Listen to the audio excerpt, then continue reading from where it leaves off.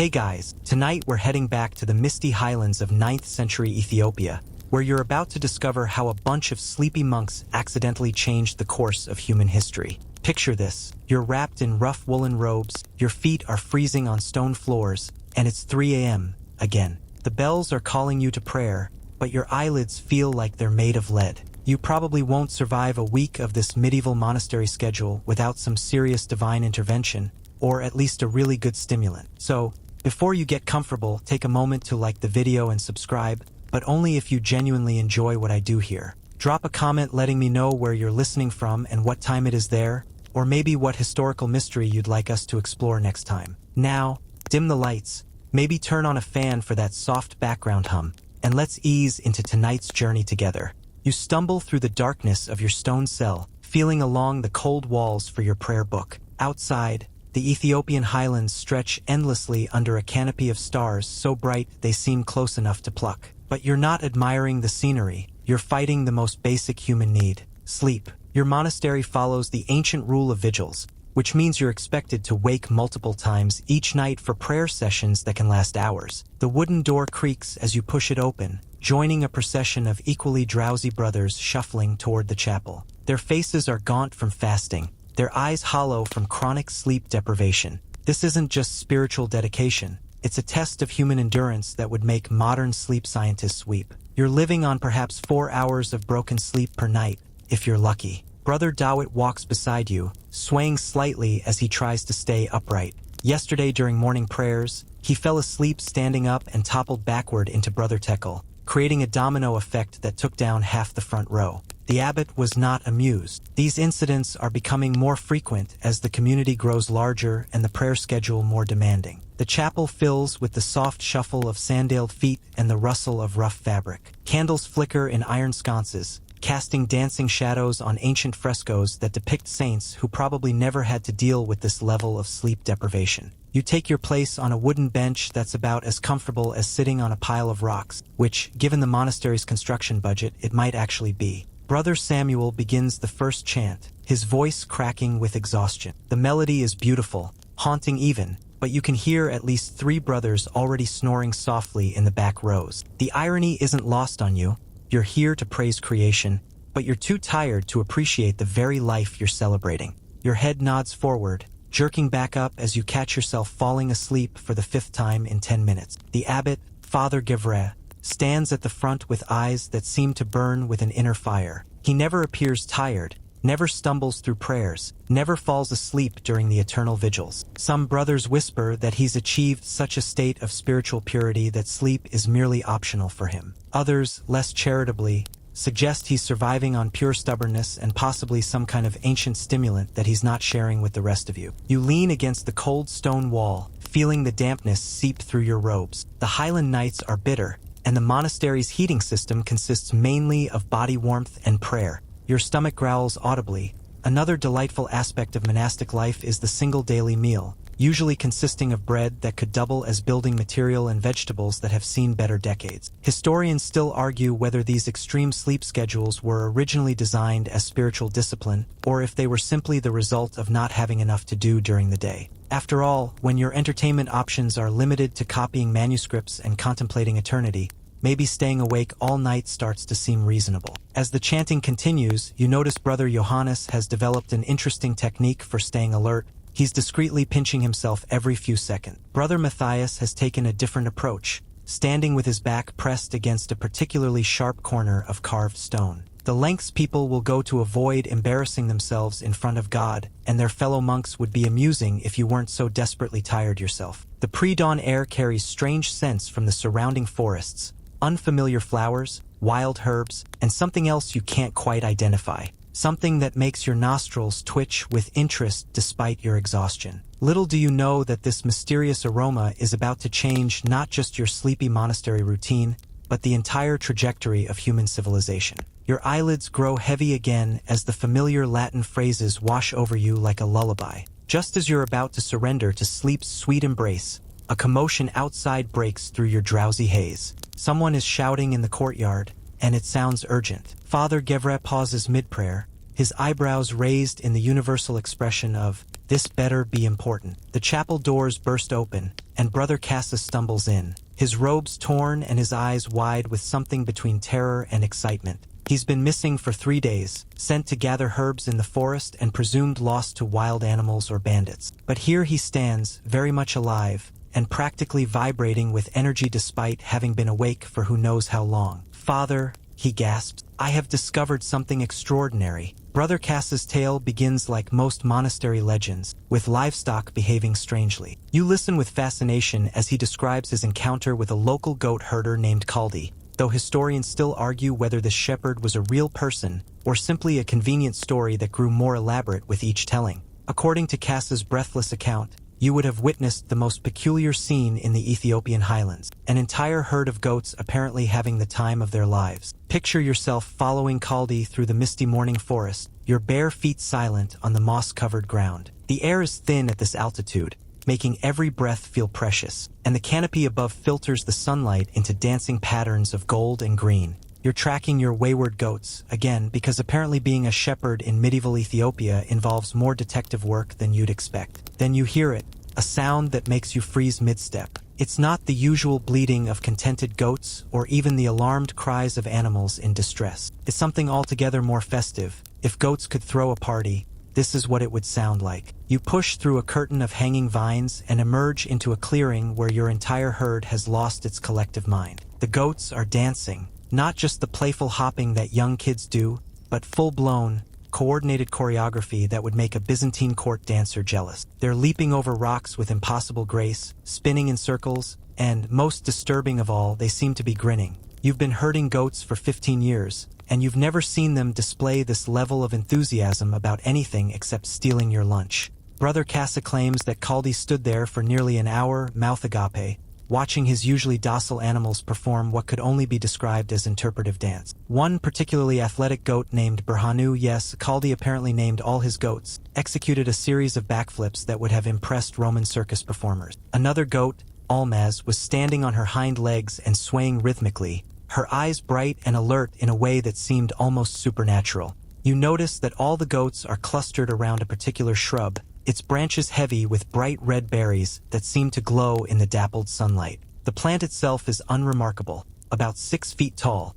with glossy green leaves and delicate white flowers that emit a subtle, intoxicating fragrance. But there's something about those berries that's clearly having a profound effect on your livestock. As you watch, Almaz delicately plucks another berry and chews it with the satisfied expression of a gourmet experiencing the finest cuisine. Within minutes, she's resumed her energetic dance, joined by 3 other goats who seem to have discovered their own personal fountain of youth. The transformation is so dramatic that you begin to wonder if you've stumbled onto some kind of ancient magic. Kaldi, according to Brother Kassa's increasingly animated retelling, decided to conduct what was probably history's first clinical trial involving hallucinogenic livestock. He carefully collected a handful of the mysterious berries, noting their coffee cherry appearance and the way they seemed to pulse with inner energy. The practical shepherd in him wondered if these berries might have the same effect on humans as they clearly had on his suddenly acrobatic herd. Being a man of medieval sensibilities, Kaldi naturally decided the best course of action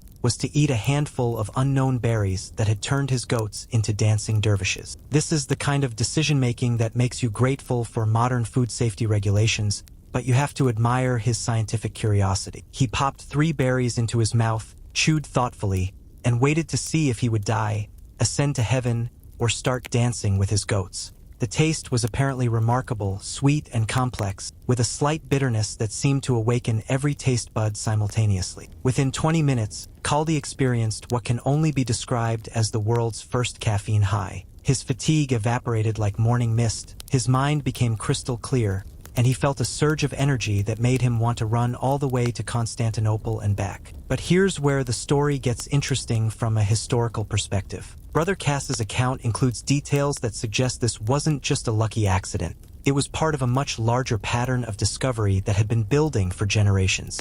The local Oromo people, he learned, had been using these berries in various forms for centuries, though never quite in the way that would eventually conquer the world. You follow Kaldi as he practically bounces down the mountain path toward the monastery, his arms full of the precious berries and his mind racing with possibilities. He's not just bringing back an interesting botanical specimen, he's carrying the solution to every monk's greatest challenge: staying awake long enough to properly commune with the divine. The goats, meanwhile, have formed what appears to be a conga line and are following him down the mountain, still energized from their berry feast. Berhanu, the star performer, brings up the rear with occasional spontaneous leaps that would make Olympic gymnasts weep with envy. The entire procession looks like something from a fever dream, but Kaldi doesn't care. He's too busy planning how to present his discovery to the monks. Historians still argue whether Kaldi was a real person or a composite character created to give the coffee discovery a more palatable origin story. After all, it's much more appealing to imagine a humble shepherd making this world-changing discovery than to acknowledge that coffee was probably discovered multiple times by multiple cultures over many centuries. But the goat dancing element of the story has persisted across cultures and centuries, suggesting that even if Kaldi himself was fictional, the basic scenario might have actually happened. As Brother Kassa finishes his tale, you notice that his own eyes are unusually bright and alert for someone who's been missing in the wilderness for 3 days. His hands shake slightly as he gestures, and his speech is rapid and excited in a way that suggests he's done more than just observe the effects of these mysterious berries. The other monks lean forward, suddenly very interested in what their missing brother has brought back from his forest adventure. You stand at the edge of the monastery courtyard as dawn breaks over the Ethiopian highlands, preparing to follow Brother Kassa back to the source of his miraculous discovery. The landscape before you is like something from a dream, rolling hills carpeted in emerald vegetation, ancient volcanic peaks piercing the morning mist, and valleys so deep they seem to swallow the horizon. This is the Kaffa region, where the very word coffee would eventually originate, though you don't know that yet. The altitude here makes every breath feel thin and precious. You're walking at nearly 6,000 feet above sea level, in an ecosystem so unique that botanists centuries later will describe it as one of Earth's most remarkable biological treasures. The air carries scents you can't identify: wild jasmine, exotic spices, and that mysterious aroma that Brother Kassa keeps insisting will change everything. Your sandaled feet follow ancient paths worn smooth by countless generations of travelers. These trails were old when the Queen of Sheba allegedly journeyed from this very region to visit King Solomon, carrying gifts of gold, spices, and possibly the world's first coffee beans. The local stories claim that Sheba's legendary wealth came partly from controlling the trade routes that carried precious goods from these highlands to the Red Sea ports. The forest canopy above creates a natural cathedral, with shafts of golden sunlight streaming through gaps in the leaves like celestial spotlights. Colobus monkeys chatter in the branches, their black and white fur creating striking patterns against the green backdrop. You spot a troop of gelada baboons in the distance, their magnificent manes flowing as they bound across the rocky outcrops with casual grace that makes your own careful climbing look pathetic. Brother Kassa points to a particular grove of trees that seems to shimmer with an inner light. These are wild coffee trees, Coffea arabica in its original, undomesticated form, growing exactly as they have for millions of years. The trees are smaller than you expected, maybe 15 feet tall at most, with glossy leaves that reflect the morning light like polished jade. Their white flowers release a fragrance so intoxicating that you understand why local legends describe this place as touched by divine magic. The coffee cherries hang in clusters, each one a perfect crimson jewel containing the seeds that will eventually caffeinate the world. You reach out to touch one, surprised by its firmness and the way it seems to pulse with potential energy. Inside each cherry are typically 2 seeds, what we call coffee beans, surrounded by sweet, sticky pulp that tastes like a cross between a grape and a cherry, with hints of honey and something indefinably exotic. What's remarkable about this forest is its incredible biodiversity. Historians still argue whether the Ethiopian highlands contain more plant species per square mile than the Amazon rainforest, but standing here among towering ancient trees, delicate orchids, and flowering vines that seem to glow with their own light, you can believe the most extravagant claims. This isn't just a forest, it's a living pharmacy, a botanical library that holds secrets humans are only beginning to understand. You notice that the wild coffee trees don't grow in neat rows like the plantations that will eventually spread across the globe. Instead, they're scattered throughout the forest in seemingly random patterns, sharing space with towering fig trees, African mahogany, and species of plants that don't even have names yet. The coffee trees seem to thrive in this chaotic diversity, their roots intertwining with dozens of other species in an underground network that would make modern permaculture enthusiasts weep with joy. The local wildlife has clearly adapted to the presence of these caffeinated trees over millennia. You watch a family of Ethiopian wolves, the world's rarest canid, moving through the undergrowth with an alertness that seems almost supernatural. Birds flit between the coffee trees with rapid, energetic movements that suggest they've been sampling the berries for generations. Even the insects seem more active here, their movements quick and purposeful in a way that makes you wonder if the entire ecosystem is running on nature's own espresso. Brother Kassa explains that the Oromo people call this coffee forest Buna, and they consider it sacred ground where the spirits of their ancestors reside. The trees themselves are viewed as gifts from Waka, their supreme deity, planted here specifically to help humans connect with the divine realm. This spiritual connection to coffee will persist across cultures and centuries, eventually manifesting in everything from Turkish coffee fortune-telling to the modern ritual of the daily coffee break. The elevation changes dramatically as you move deeper into the forest. One moment you're walking through misty cloud forest where every surface drips with moisture, and the next you're in a sun-drenched clearing where the coffee trees grow taller and more robust. The volcanic soil beneath your feet is so rich and dark that it looks like chocolate cake mix, packed with minerals that have been accumulating for millions of years. You pass a small stream that bubbles over smooth stones, its water so clear you can see every pebble on the bottom. Brother Kassa cups his hands and drinks deeply, then gestures for you to do the same. The water is crisp and clean, with a subtle mineral taste that speaks of its journey through layers of volcanic rock. This pristine water source will prove crucial to coffee's development. The best coffee requires the purest water, and these highlands provide both in abundance. As you climb higher, the temperature drops noticeably, and you begin to understand why coffee trees thrive in these conditions. They prefer the cool nights and warm days that only high-altitude tropical regions can provide. The daily temperature swings stress the trees just enough to concentrate the flavors in their cherries, creating the complex taste profiles that will make Ethiopian coffee legendary among connoisseurs centuries later.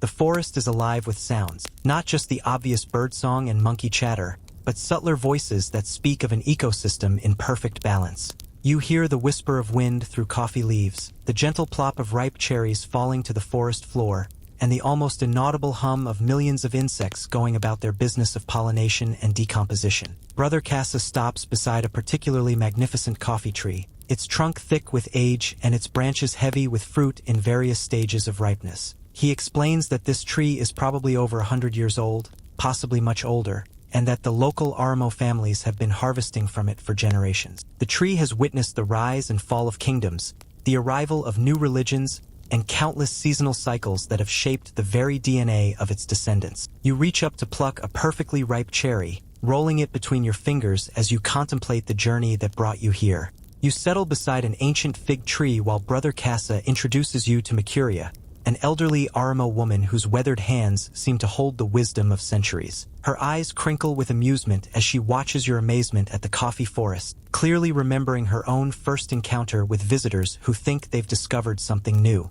She speaks in the melodic cadences of Oromo, which Brother Kassa translates with the patience of someone who's learned to bridge worlds. Mercuria explains that her people have been using Buna, their word for coffee, since time immemorial, though not in the way you might expect. The Oromo relationship with coffee is far more complex and spiritual than simply chewing berries for energy. You're about to learn that European monks didn't discover coffee so much as stumble into a sophisticated culture that had been perfecting its use for potentially thousands of years. She leads you to a clearing where several families have gathered for what she calls a Buna ceremony, the traditional coffee ritual that remains central to Oromo culture today. The preparation begins not with the familiar berries, but with the green coffee beans themselves, which are washed ceremonially in a stream and then roasted over an open fire in a flat pan called a mukecha. The aroma that rises from the roasting beans is intoxicating, nutty, floral, and complex in ways that make your mouth water despite having just eaten. The roasting process itself is an art form that takes years to master. Mercuria demonstrates how to keep the beans moving constantly, listening for the subtle pops and cracks that indicate different stages of roasting. Too light, and the coffee will taste grassy and underdeveloped. Too dark, and you'll burn away the delicate flavors that make Ethiopian coffee special. The perfect roast requires intuition, experience, and what the Oromo call blessing from the ancestors. But here's where the story becomes truly fascinating from an anthropological perspective. The Oromo weren't just drinking coffee. They were incorporating it into complex social and spiritual practices that governed everything from conflict resolution to marriage negotiations. You watch as the roasted beans are ground by hand using a wooden mortar and pestle, the rhythmic pounding creating a meditative soundtrack that seems to synchronize the heartbeats of everyone present. The brewing happens in a clay pot called a jabina, its long neck and bulbous base designed to create the perfect extraction of flavor compounds from the ground beans. Mercuria adds the coffee grounds to boiling water with movements that are clearly ritualistic, each gesture carrying meaning that goes far beyond simple beverage preparation.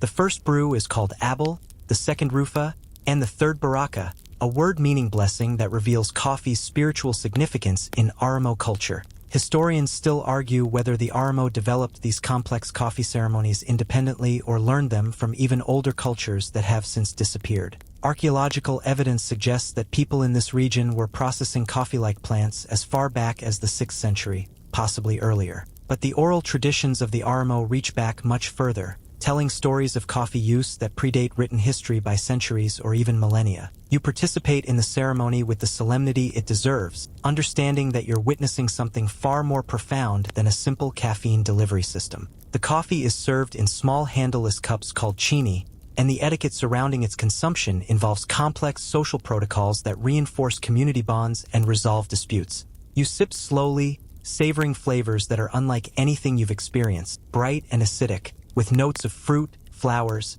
and something that tastes like liquid sunshine. But the Oromo use of coffee extends far beyond ceremonial drinking. Mercuria shows you how the leaves of the coffee plant can be brewed into a tea-like beverage that provides gentle stimulation without the intensity of the bean-based drink. The cherries themselves are sometimes fermented into a mildly alcoholic beverage that serves as a social lubricant during community celebrations. Even the coffee pulp has uses. Dried and mixed with animal fat, it becomes a high-energy travel food that can sustain warriors and traders on long journeys. The spiritual aspects of Oromo coffee culture are perhaps most remarkable. Coffee ceremonies are integral to their traditional religion, serving as a bridge between the physical and spiritual worlds. The incense-like smoke from roasting beans is believed to carry prayers to Waka, their supreme deity. The act of sharing coffee creates spiritual bonds between participants that are considered sacred and unbreakable. Breaking these bonds by refusing to participate in coffee ceremonies or by serving poor-quality coffee is considered a serious social transgression.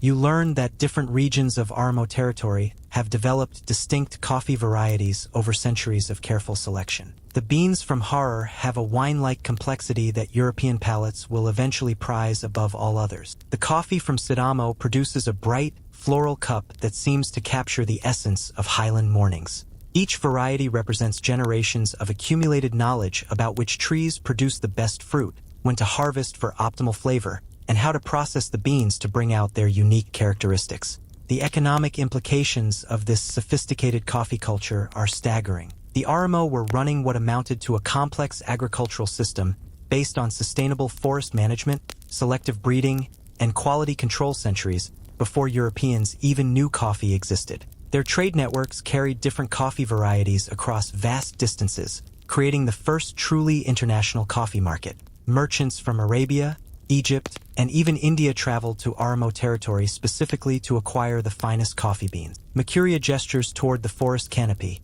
explaining through Brother Kassa's translation that the Oromo view themselves as guardians rather than owners of the coffee trees. Their harvesting practices are designed to maintain the health of the forest ecosystem, taking only what they need and leaving the rest for wildlife and future generations. This sustainable approach has kept the Ethiopian coffee forests thriving for centuries, while similar ecosystems elsewhere have been destroyed by more aggressive harvesting methods. The social structure of Oromo society reflects their deep connection to coffee culture. The most respected members of the community are often those who can conduct the most elaborate coffee ceremonies, who know the most varieties of beans, or who can trace the lineage of particular coffee trees back through generations. Knowledge about coffee is passed down through families like precious heirlooms, with closely guarded secrets about roasting techniques and brewing methods that give each clan its distinctive coffee signature. As the ceremony concludes and you prepare to return to the monastery, Mercuria presses a small leather pouch into your hands. Inside are carefully selected coffee beans from her family's best trees, along with detailed instructions for proper roasting and brewing. She speaks earnestly to Brother Kassa,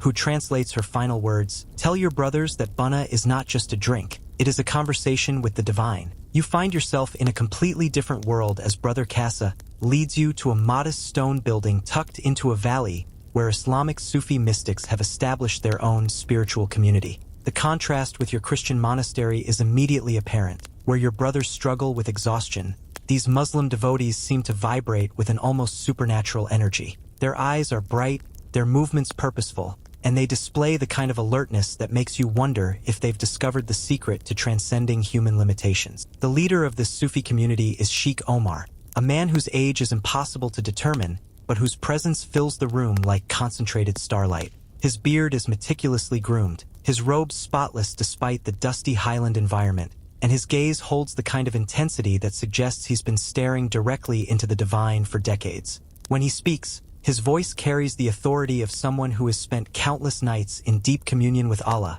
never once nodding off during the crucial moments. Sheikh Omar explains, through Brother Kassa's careful translation, that his community practices muraqabah, a form of meditation that requires maintaining perfect consciousness for hours or even days at a time. Unlike your Christian vigils, which are punctuated by periods of rest, Sufi meditation demands sustained attention that would break the mind of an ordinary person. The mystics gather in circles, swaying rhythmically while chanting the 99 names of Allah, their consciousness expanded far beyond normal human awareness. You watch in fascination as the evening muraqabah session begins. The Sufis arrange themselves in a perfect circle, their bodies moving in synchronized waves that seem to flow like water or wind. Their chanting creates harmonics that resonate in your chest, and their collective energy builds steadily until the very air seems to shimmer with spiritual intensity. This is Dhikr, the remembrance of God, performed with a dedication that makes your monastery's prayer schedule look casual by comparison.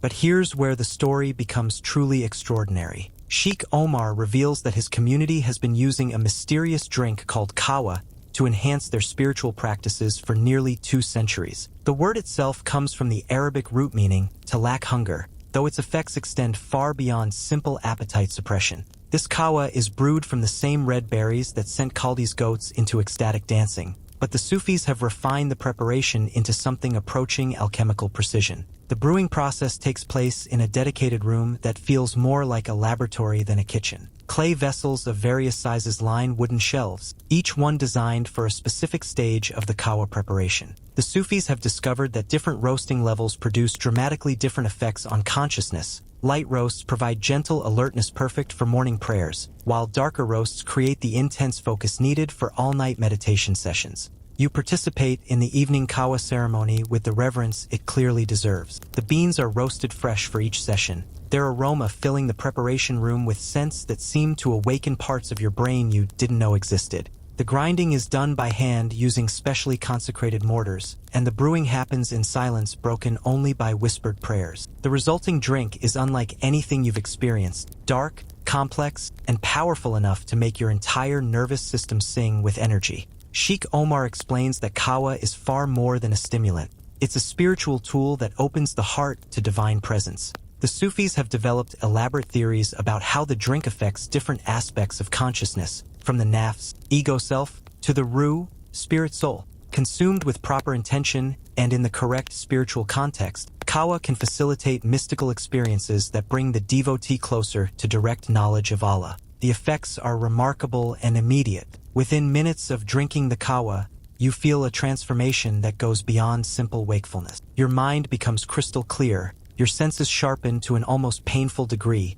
and your awareness expands until you feel connected to everything around you. The Sufis' chanting takes on new dimensions, their movements become hypnotically beautiful, and you understand viscerally why they consider this drink essential to their spiritual practice. Historians still argue whether the Sufis learned about coffee from the Oromo people or developed their own relationship with the plant independently. The timeline suggests that Islamic mystics were using kawa at least as early as the 9th century, possibly earlier, making them among the first people to recognize coffee's potential for enhancing religious experience. Their sophisticated understanding of roasting, brewing, and consumption protocols indicates centuries of careful experimentation and refinement. The Sufi approach to coffee is fundamentally different from the Oromo tradition you witnessed earlier. Where the Oromo emphasize community bonding and connection to ancestral spirits, the Sufis focus on individual consciousness expansion and direct mystical experience. Their kawa ceremonies are intensely personal journeys toward divine union,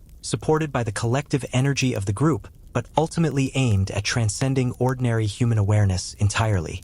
you learn that different Sufi orders have developed their own unique relationships with kawa over the centuries. The Shadhili order uses it primarily for nocturnal prayers, consuming large quantities to maintain alertness during the hours when the veil between worlds is thinnest. The Mevlevi dervishes incorporate kawa into their famous whirling ceremonies, the caffeine helping them achieve the precise state of consciousness needed for their ecstatic dancing. Each tradition has evolved specific brewing methods, consumption protocols, and spiritual practices designed to maximize kawa's consciousness-altering effects.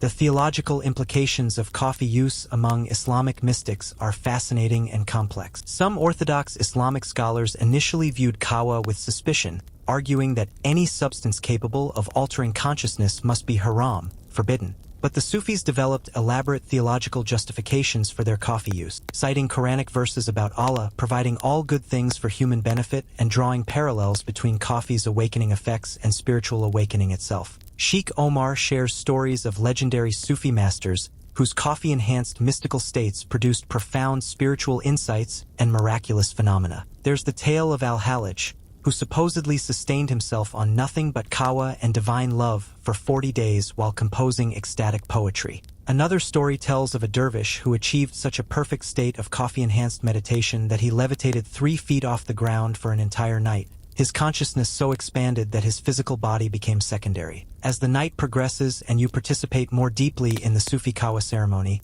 you begin to understand why this drink will eventually spread far beyond its highland origins. The combination of physical stimulation and spiritual enhancement creates an experience that seems to address fundamental human longings for connection, transcendence, and awakened consciousness. You're not just drinking a beverage, you're participating in a technology for expanding human awareness that will eventually transform civilizations. The Sufis' approach to coffee also reveals something crucial about the relationship between consciousness and caffeine that modern science is only beginning to understand. Their careful attention to dosage, timing, and spiritual context suggests an intuitive grasp of neuropharmacology that won't be matched by Western medicine for centuries. They've discovered that coffee's effects on consciousness depend not just on the chemical compounds involved, but on the mental and spiritual state of the person consuming it.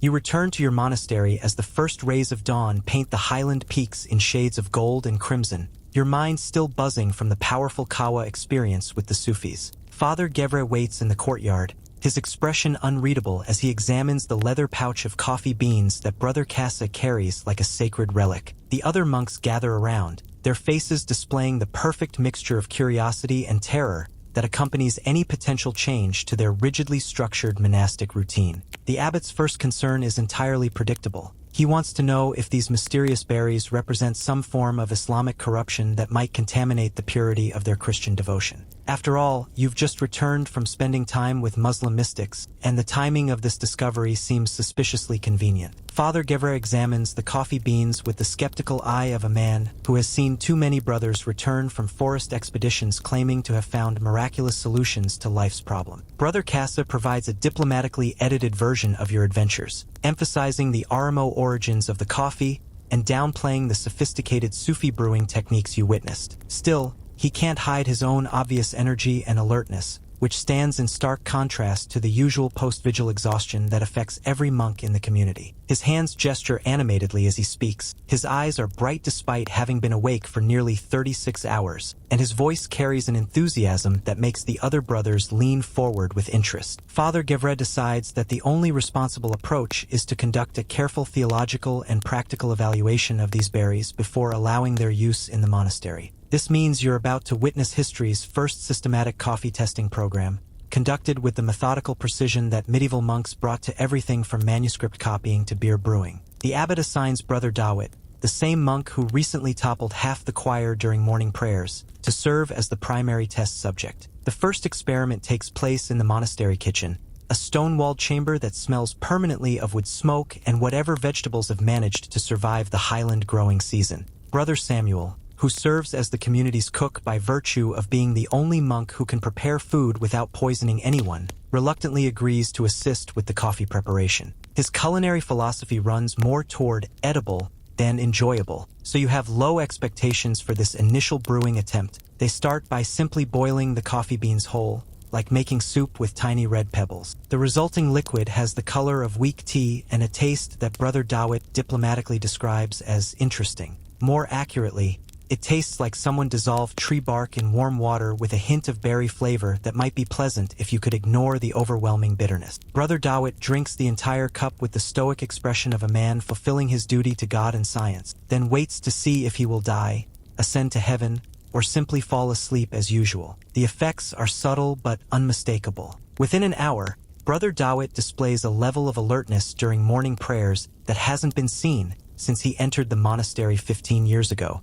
His singing voice is stronger, his posture more erect, and when it comes time for the usual post-prayer collapse into exhausted slumber, he remains wide awake and surprisingly cheerful. The other monks watch him with the fascination of naturalists observing a new species of particularly energetic bird. Encouraged by this initial success, Father Gevre authorizes a second experiment using a different preparation method. Brother Samuel, inspired by techniques used for making herbal teas, decides to crush the coffee berries before boiling them. This releases more of the inner beans and creates a significantly stronger brew that looks less like dirty water and more like something you might actually choose to drink voluntarily. Brother Dawit approaches this second cup with considerably more enthusiasm, though he maintains the prayerful solemnity appropriate to participating in what might be a miracle or might be a catastrophic mistake. The taste is noticeably better, still bitter, but with complex flavors that seem to awaken parts of his palate he didn't know existed. More importantly, the effects are dramatically enhanced. His pupils dilate slightly,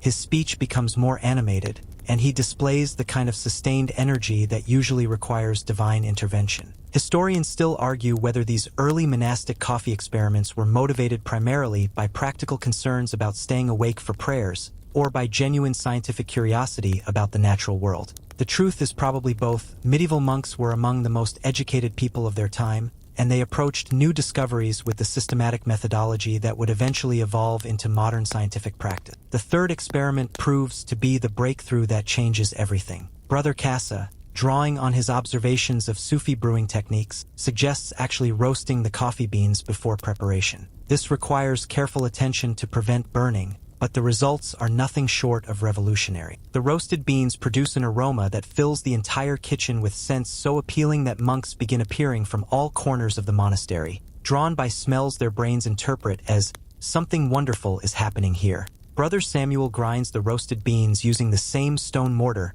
he uses for preparing medicinal herbs, creating a coarse powder that releases even more of that intoxicating aroma. When he pours boiling water over the grounds, the resulting brew has a rich, dark color that looks almost like liquid earth. The taste is transformational, still bitter, but with a complexity that includes notes of chocolate, nuts, and something indefinably exotic that makes everyone want more.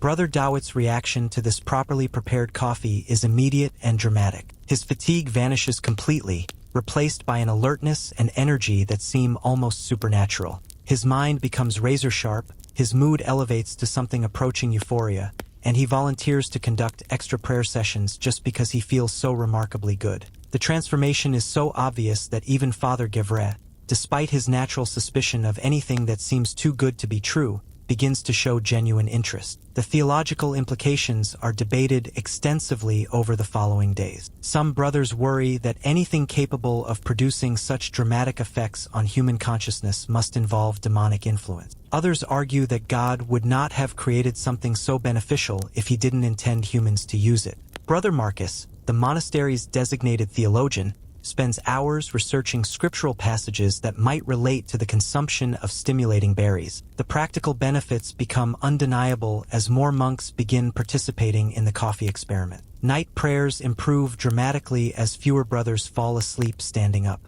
The quality of manuscript copying increases as scribes maintain better focus for longer periods. Even the monastery's agricultural work benefits as energized monks prove capable of longer, more productive work sessions in the highland fields. But perhaps most importantly, you notice that the coffee experiments are bringing the monastic community together in a new way. The brewing process becomes a communal activity that encourages conversation and collaboration. Monks who previously interacted mainly during formal prayers find themselves gathering in the kitchen to discuss roasting techniques, brewing methods, and the remarkable effects of their discovery. Coffee is creating community in ways that formal religious observance alone never achieved. Father Gevre watches these developments with the careful eye of a leader who recognizes both opportunity and danger. The benefits are obvious, but he also understands that introducing any significant change to monastic routine risks disrupting the spiritual discipline that defines their way of life. You huddle around the kitchen fire as Brother Samuel embarks on what can only be described as a systematic campaign to ruin perfectly good coffee beans through creative incompetence. His first attempt involves roasting the beans until they're essentially charcoal,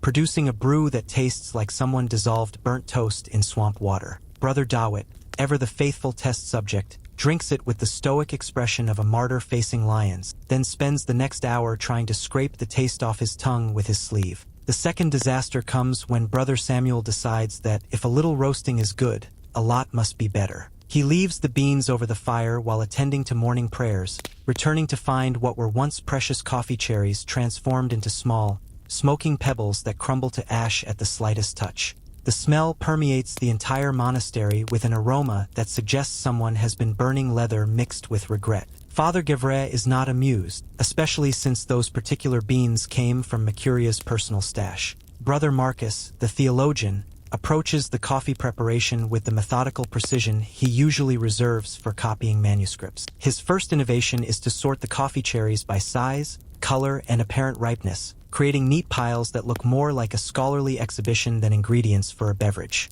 He then proceeds to roast exactly 7 beans at a time, timing each batch with the same sand timer used for measuring prayer intervals. The results are technically drinkable, but the process takes so long that Brother Dawit falls asleep waiting for his cup. The breakthrough comes from an unexpected source, Brother Tekel, the monastery's designated keeper of the honey bees. His experience with managing fires for smoke production translates surprisingly well to coffee roasting. He understands heat control, timing, and the subtle signs that indicate when a process has reached optimal completion. More importantly, he approaches the task with the patience of someone who has learned that rushing natural processes usually results in getting stung by very angry insects. Brother Tekel's first successful roast produces beans that are golden brown, fragrant, and crack audibly as they cool, a sound that you'll learn to associate with properly developed coffee. When ground and brewed, these beans create a drink that finally lives up to the promise suggested by your experiences with the Oromo and Sufis. The flavor is complex but balanced, with enough bitterness to keep you alert but enough sweetness to make you want more. The grinding process presents its own challenges. The monastery's stone mortars work adequately, but achieving consistent particle size requires technique that takes weeks to develop. Brother Dawit becomes the unofficial expert,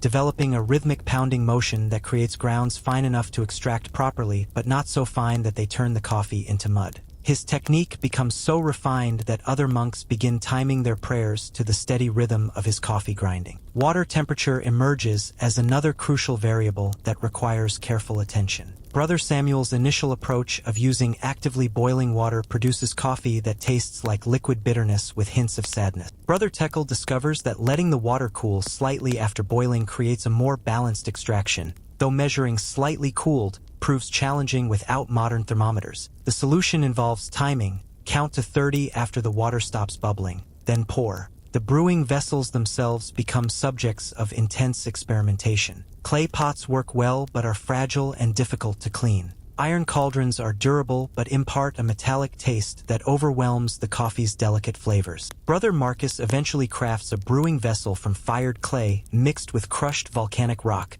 creating a pot that retains heat well while remaining chemically neutral. His design becomes the monastery's standard coffee brewing equipment. Dosage proves to be perhaps the most critical factor in creating consistently good coffee. Too few beans produce weak, unsatisfying brew that barely qualifies as flavored water. Too many beans create a concentrate so intense that Brother Dawit spends an entire day vibrating like a tuning fork and speaking in rapid-fire Latin that even Father Gevre has trouble following. The optimal ratio requires careful measurement, roughly 1 part ground coffee to 8 parts water, though these proportions vary depending on the bean's origin and roasting level. Timing the brewing process becomes an art form that combines intuition, experience, and prayer. Brother Tekel develops a technique that involves watching the coffee grounds as they steep, looking for subtle changes in color and texture that indicate optimal extraction. Too short, and the coffee tastes sour and underdeveloped. Too long, and it becomes bitter and harsh.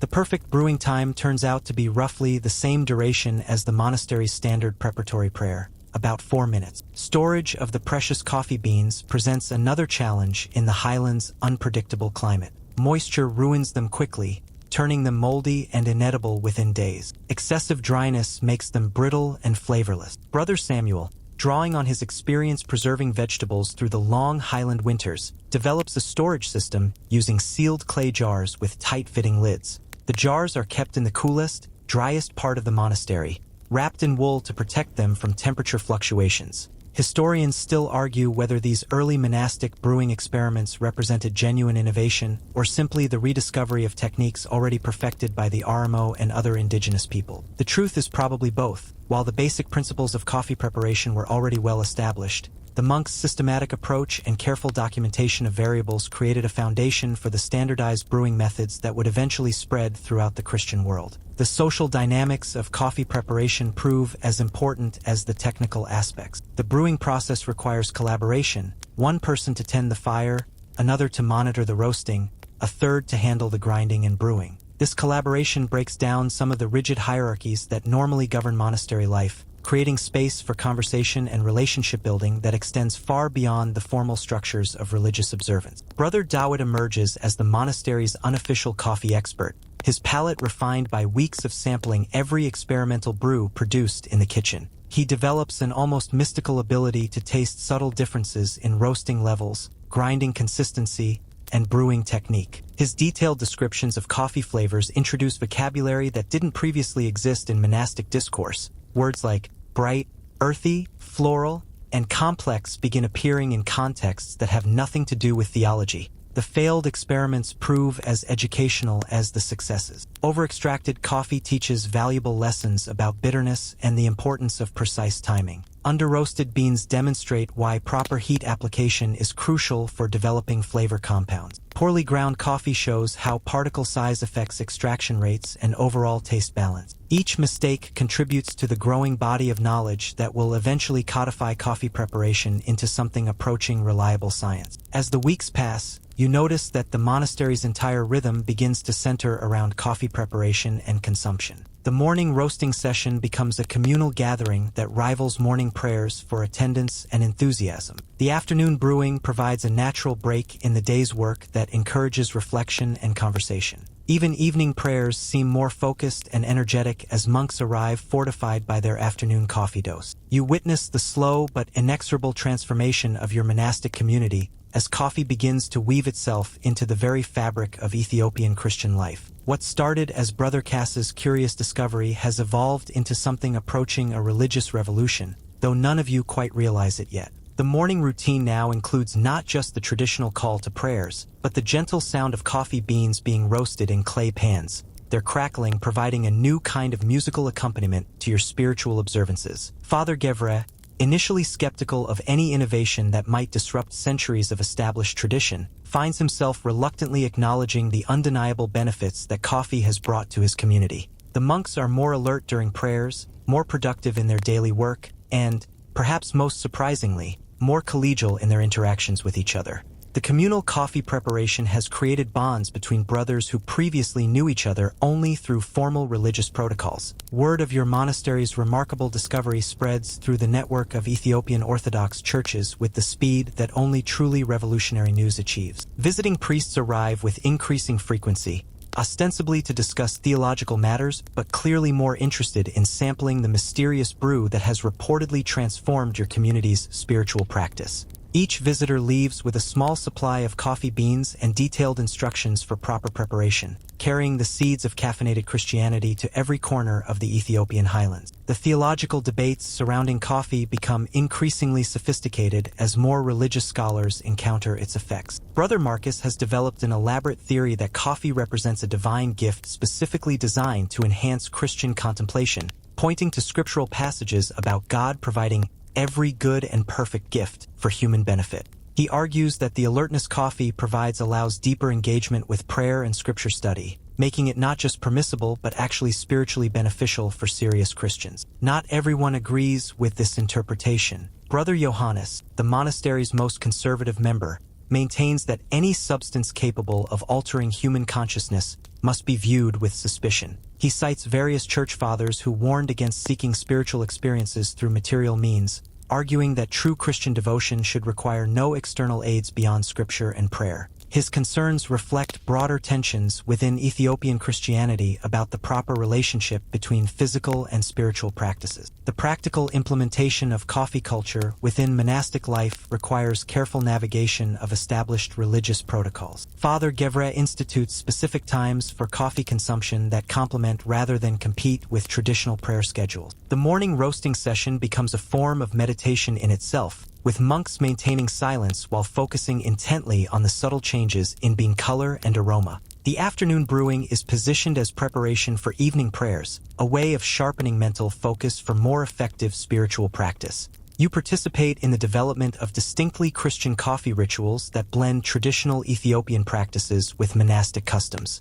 The beans are blessed before roasting, with prayers requesting divine guidance in their preparation. The brewing process begins with a brief invocation asking God to bless the drink and those who will consume it. Even the sharing of coffee becomes ceremonial, with each monk receiving his portion while reciting a verse of scripture or offering a brief prayer of gratitude. The monastery's reputation for exceptional coffee begins to attract visitors from far beyond the immediate religious community. Merchants traveling the highland trade routes make deliberate detours to your location, hoping to sample the legendary brew and perhaps purchase beans for their own use. Local Oromo families, initially amused by the monks' discovery of something they'd known for centuries, begin bringing their finest coffee varieties to trade for monastery-produced goods. This commercial aspect of coffee introduces complications that Father Gevre hadn't anticipated. The monastery's traditional vow of poverty sits somewhat uneasily with the growing demand for your coffee, which could potentially generate significant wealth if properly exploited.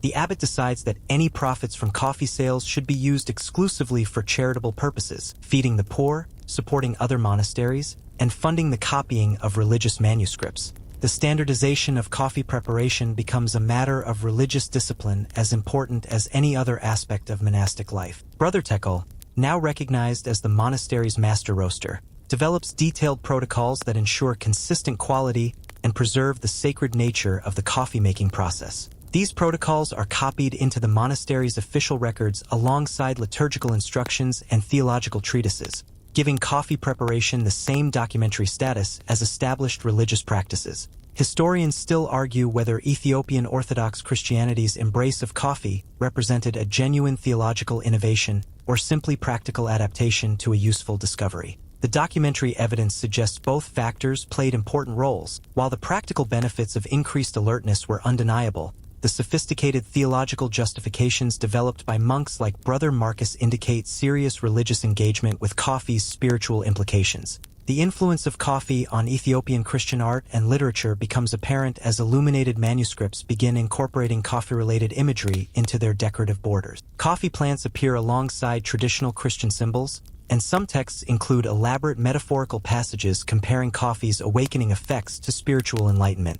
Brother Samuel, whose artistic skills far exceed his culinary abilities, creates a series of illustrations showing monks engaged in various stages of coffee preparation, each image accompanied by relevant scriptural quotations. The networking effect of coffee culture accelerates the spread of both beans and brewing knowledge throughout the Ethiopian Christian world. Monasteries begin specializing in different aspects of coffee production. Some focus on growing and harvesting, others on roasting and brewing, still others on developing new preparation techniques. This specialization creates a web of relationships and dependencies that strengthens the overall Ethiopian Orthodox community, while spreading coffee culture ever more widely. The seasonal rhythms of monastic life adapt to incorporate coffee's agricultural requirement. The coffee harvest becomes a time of special celebration, with prayers of thanksgiving and communal work sessions that bring together monks, local farmers, and visiting clergy. The processing of freshly harvested cherries is treated as a sacred duty,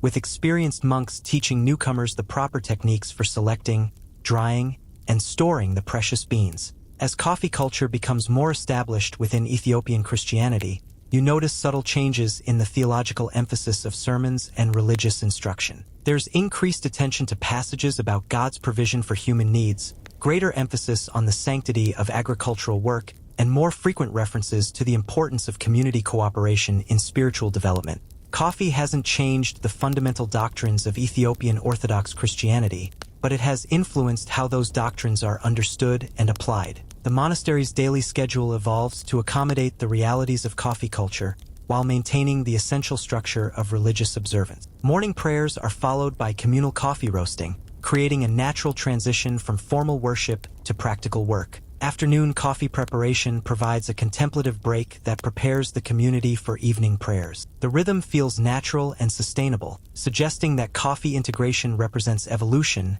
rather than disruption of monastic tradition. The geographic spread of coffee culture through Ethiopian Christianity follows predictable patterns based on existing religious networks and trade routes. Highland monasteries adopt coffee practices quickly due to their proximity to wild coffee forests and their connections to Oromo communities. Lowland communities take longer to embrace coffee, partly due to climate considerations and partly due to different cultural traditions. Urban churches in trading centers like Aksum become important distribution points for both coffee beans and brewing knowledge. You stand on the Red Sea shore at the bustling port of Massawa, watching Brother Kassa haggle with a weathered Arab merchant whose eyes light up with genuine excitement when he examines the leather pouch of coffee beans. The salty breeze carries the mingled sense of incense, spices, and something else, the distinctive aroma of roasting coffee beans wafting from a nearby warehouse where Yemeni traders are conducting their own mysterious brewing experiments. The merchant, who introduces himself as Ahmad ibn Rashid,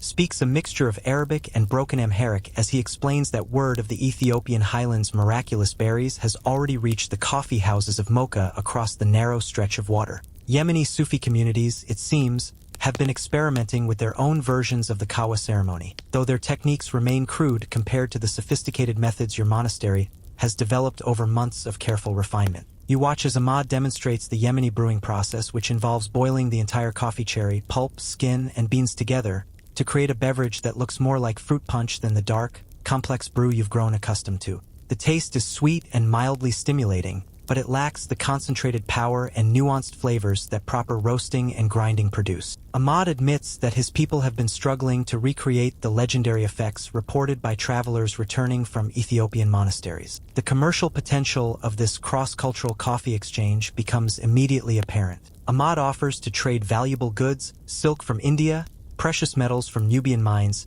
even rare manuscripts from Baghdad's libraries, in exchange for processed coffee beans and detailed brewing instructions. The economic implications are staggering for a monastic community that has always operated on the margins of subsistence, surviving mainly through small donations and agricultural surplus. Brother Kassa, displaying diplomatic skills that would impress Byzantine courtiers, negotiates carefully to ensure that Ethiopian coffee knowledge isn't simply given away to foreign merchants. Instead, he proposes an ongoing trade relationship that would benefit both Ethiopian monasteries and Yemeni coffee enthusiasts. Ethiopian beans would be exchanged for goods needed by highland communities, while brewing techniques would be shared gradually to maintain Ethiopian advantage in the emerging coffee market.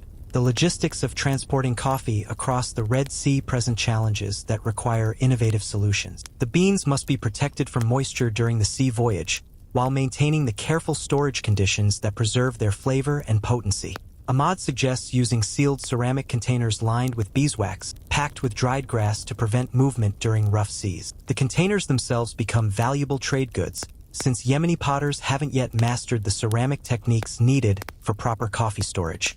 You participate in the first formal coffee ceremony conducted on foreign soil as Ahmad arranges for a demonstration in his Massawa warehouse. Local merchants, ship captains, and even curious Ottoman officials gather to witness the strange Ethiopian ritual that supposedly produces miraculous effects on human consciousness. The roasting process draws amazed comments about the transformation of simple red berries into aromatic brown beans that crackle and pop like tiny fireworks. The brewing demonstration creates a sensation among the assembled crowd. The rich aroma that rises from the clay brewing vessel captures everyone's attention immediately, and the dark, complex liquid that results looks unlike anything in their experience. When Ahmad volunteers to taste the properly prepared Ethiopian coffee, his reaction is immediate and dramatic. His eyes widen, his posture straightens, and within minutes he's speaking rapidly in Arabic about the remarkable clarity and energy he feels. The cultural exchange extends far beyond simple commercial transactions. Ahmad shares stories of Yemeni Sufi practices that parallel your own monastery's spiritual use of coffee,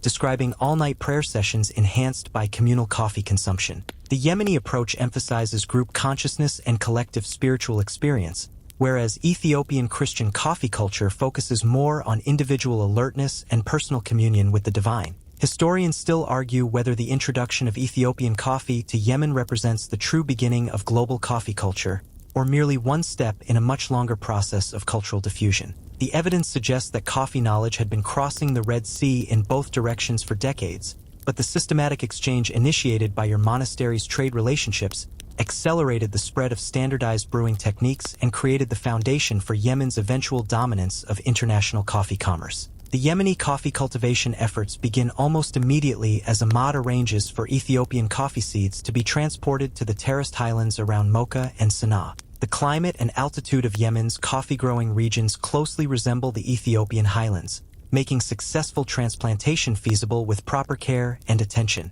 However, the Yemenis quickly discover that growing coffee and processing it properly requires knowledge that can't be acquired overnight. Brother Kassa establishes what amounts to a coffee consulting program, arranging for Ethiopian monks to spend extended periods in Yemen teaching proper cultivation, harvesting, and processing techniques. These cultural ambassadors become crucial bridges between Ethiopian Orthodox and Yemeni Islamic coffee traditions, finding common ground in their shared appreciation for coffee's spiritual benefits despite their theological differences. The economic transformation of the Red Sea coffee trade happens with remarkable speed. Within months, Massawa becomes a crucial transit point for coffee moving from Ethiopian highlands to Yemeni ports, and eventually to the broader Islamic world. The profits from this trade allow Ethiopian monasteries to expand their operations, support larger communities, and fund ambitious projects like the construction of new churches and the copying of important religious texts. The competition between Ethiopian and Yemeni coffee producers drives innovation on both sides of the Red Sea.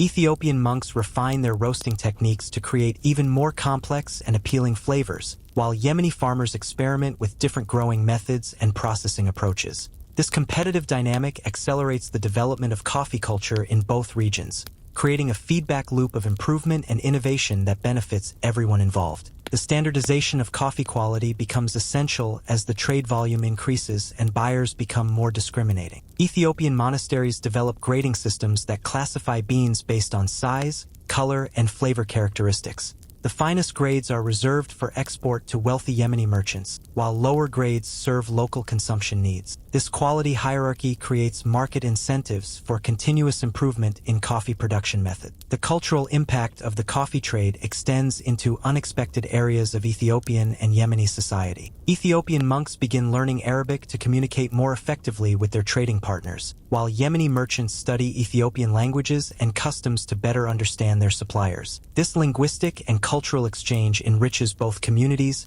and creates personal relationships that transcend simple commercial transactions. The religious implications of Islamic Christian coffee cooperation challenge traditional assumptions about interfaith relationships in medieval times. While theological differences remain significant, the shared appreciation for coffee's spiritual benefits creates common ground that allows meaningful dialogue and cooperation. Coffee ceremonies become opportunities for respectful exchange of ideas about prayer, meditation, and the proper relationship between physical and spiritual practices. The technological transfer accompanying coffee commerce includes innovations in pottery, metalworking, and agricultural techniques. Ethiopian potters learn new ceramic glazing methods from Yemeni craftsmen, while Yemeni farmers adopt Ethiopian soil management practices that improve coffee cultivation. These technological exchanges create lasting improvements in both societies that extend far beyond coffee production. As you prepare to return to your highland monastery, laden with exotic goods and new knowledge gained through the coffee trade, you realize that Brother Kassa's forest discovery has initiated changes that will ripple across continents and centuries. The Red Sea, once simply a barrier between Africa and Arabia, has become a bridge for cultural exchange centered around humanity's growing love affair with caffeinated consciousness. You find yourself in the ancient port city of Mocha, where the narrow streets bustle with an energy that seems to vibrate at the frequency of roasted coffee beans. The city's name will eventually become synonymous with coffee itself, though right now it's simply another Yemeni trading post where enterprising merchants are discovering that Ethiopian beans can be transformed into liquid gold. The harbor bristles with dhows and merchant vessels from across the Islamic world, their holds increasingly filled with precious coffee cargo bound for distant markets. The transformation of Mocha into coffee's global headquarters happens with startling rapidity. What began as a small-scale trade in exotic Ethiopian berries has evolved into a sophisticated commercial enterprise that attracts merchants from Baghdad, Cairo, Constantinople, and even distant India. You walk through warehouse districts where entire buildings are dedicated to coffee storage, processing, and distribution, their interiors perfumed with aromas that would make your monastery's brewing sessions seem quaint by comparison. The Yemeni approach to coffee cultivation demonstrates remarkable adaptability and innovation. Unable to simply transplant Ethiopian forest ecosystems, Yemeni farmers develop terrace growing systems that maximize limited water resources while protecting coffee plants from harsh desert winds. The terraces themselves become works of art, carved into mountainsides with engineering precision that rivals Roman aqueducts. Each terrace creates its own microclimate, allowing farmers to fine-tune growing conditions for optimal coffee production. The processing innovations developed in Mocha's warehouses represent quantum leaps beyond the simple methods used in Ethiopian monasteries. Yemeni merchants discover that different drying techniques produce dramatically different flavor profiles in the finished coffee. Sun-drying on raised platforms creates bright, acidic coffees that appeal to sophisticated palates, while slower shade-drying produces mellower, more balanced flavors suitable for everyday consumption. These processing variations allow Mocha's coffee merchants to offer products tailored to specific market preferences. You witness the birth of the world's first coffee quality control systems as Mocha merchants develop elaborate grading standards that classify beans according to size, color, defect rates, and flavor characteristics. The finest grades earn premium prices in distant markets, while lower grades serve local consumption or get blended with higher quality beans to create products for price-conscious consumers. This quality hierarchy creates market incentives that drive continuous improvement throughout the entire coffee production chain. The commercial coffee roasting operations in Mocha bear little resemblance to your monastery's small-scale pan roasting. Yemeni entrepreneurs develop large-scale roasting equipment capable of processing hundreds of pounds of beans at once, using carefully controlled fires and specialized stirring mechanisms to ensure even heat distribution. The master roasters who operate these facilities possess skills that combine technical expertise with almost mystical intuition about heat, timing, and bean behavior. The standardization of coffee preparation methods becomes essential as Mocha's coffee trade expands to serve increasingly distant and sophisticated markets. The city's coffee masters develop detailed protocols for grinding, brewing, and serving that ensure consistent quality regardless of who prepares the coffee or where it's consumed. These standards become the foundation for coffee culture throughout the Islamic world, spreading from Mocha to coffee houses in every major Muslim city. Historians still argue whether Mocha's dominance of global coffee commerce resulted from superior geographical advantages or simply better marketing and business organization. The truth probably involves both factors. While Mocha's location provides excellent access to both Ethiopian coffee sources and international shipping routes, the city's merchants also demonstrate remarkable skill at creating brand recognition and customer loyalty for their products. The development of coffee futures markets in Mocha represents one of the earliest examples of complex financial instruments in medieval commerce. Merchants begin selling coffee contracts for future delivery, allowing producers to secure guaranteed prices, while buyers lock in supplies for specific seasons. These financial innovations stabilize the coffee trade and enable long-term planning that benefits everyone from Ethiopian farmers to Turkish coffee house operators. The cultural transformation of Mocha reflects coffee's growing importance in Islamic society. The city's mosques begin incorporating coffee into their social functions, serving it after prayers and during religious celebrations. Coffee houses emerge as important centers of intellectual and social life, where scholars debate theology, poets recite verses, and merchants negotiate deals. The beverage that once enhanced monastic prayers has evolved into a social lubricant that facilitates community building across the Islamic world. The quality control measures developed in Mocha's coffee trade create consumer expectations that drive innovation throughout the entire supply chain. Ethiopian producers begin investing more effort in careful harvesting and processing to meet Mocha's quality standard. Roasters develop new techniques to highlight different flavor characteristics. Even retailers improve their storage and preparation methods to preserve coffee quality until it reaches the final consumer. The geographic expansion of Mocha's coffee network follows established Islamic trade routes but adapts them to serve coffee's specific transportation and storage requirements. Caravan routes across the Arabian Peninsula are modified to include rest stops with proper coffee storage facilities. Shipping routes through the Red Sea and Indian Ocean incorporate temperature and humidity controls to prevent coffee degradation during long voyages. The entire infrastructure of medieval Islamic commerce evolves to accommodate coffee's unique needs. The competitive pressure from other coffee-producing regions forces Mocha's merchants to continuously innovate and improve their products. Ethiopian highlands continue producing excellent coffee, but Yemeni farmers develop their own distinctive varieties that compete successfully in international markets. This competition drives innovation on both sides, creating a dynamic marketplace that benefits consumers while rewarding the most skilled producers and processors. The branding and marketing innovations pioneered in Mocha's coffee trade influence commercial practices far beyond the coffee industry. The city's merchants develop sophisticated packaging systems that preserve coffee quality while advertising its origins and characteristics. They create detailed product descriptions that educate consumers about different coffee varieties and preparation methods. These marketing techniques become models for luxury goods commerce throughout the medieval Islamic world. The labor economics of Mocha's coffee industry reflect the complexity of managing agricultural products that require specialized knowledge at every stage of production. Skilled workers command premium wages for their expertise in roasting, grinding, and brewing, while agricultural laborers develop specialized techniques for harvesting and processing coffee cherries. The industry creates employment opportunities for thousands of workers while generating substantial tax revenues for Yemeni rulers. The technological innovations developed to support Mocha's coffee trade spread far beyond the immediate industry. Improved pottery techniques for coffee storage containers benefit other food preservation industries. Enhanced metalworking skills for coffee grinding and brewing equipment find applications in manufacturing tools and weapons. Even the transportation logistics developed for coffee commerce improve the efficiency of other trade goods moving through Yemeni ports. As you prepare to follow the coffee trade routes that lead beyond Mocha toward the great cities of the Ottoman Empire,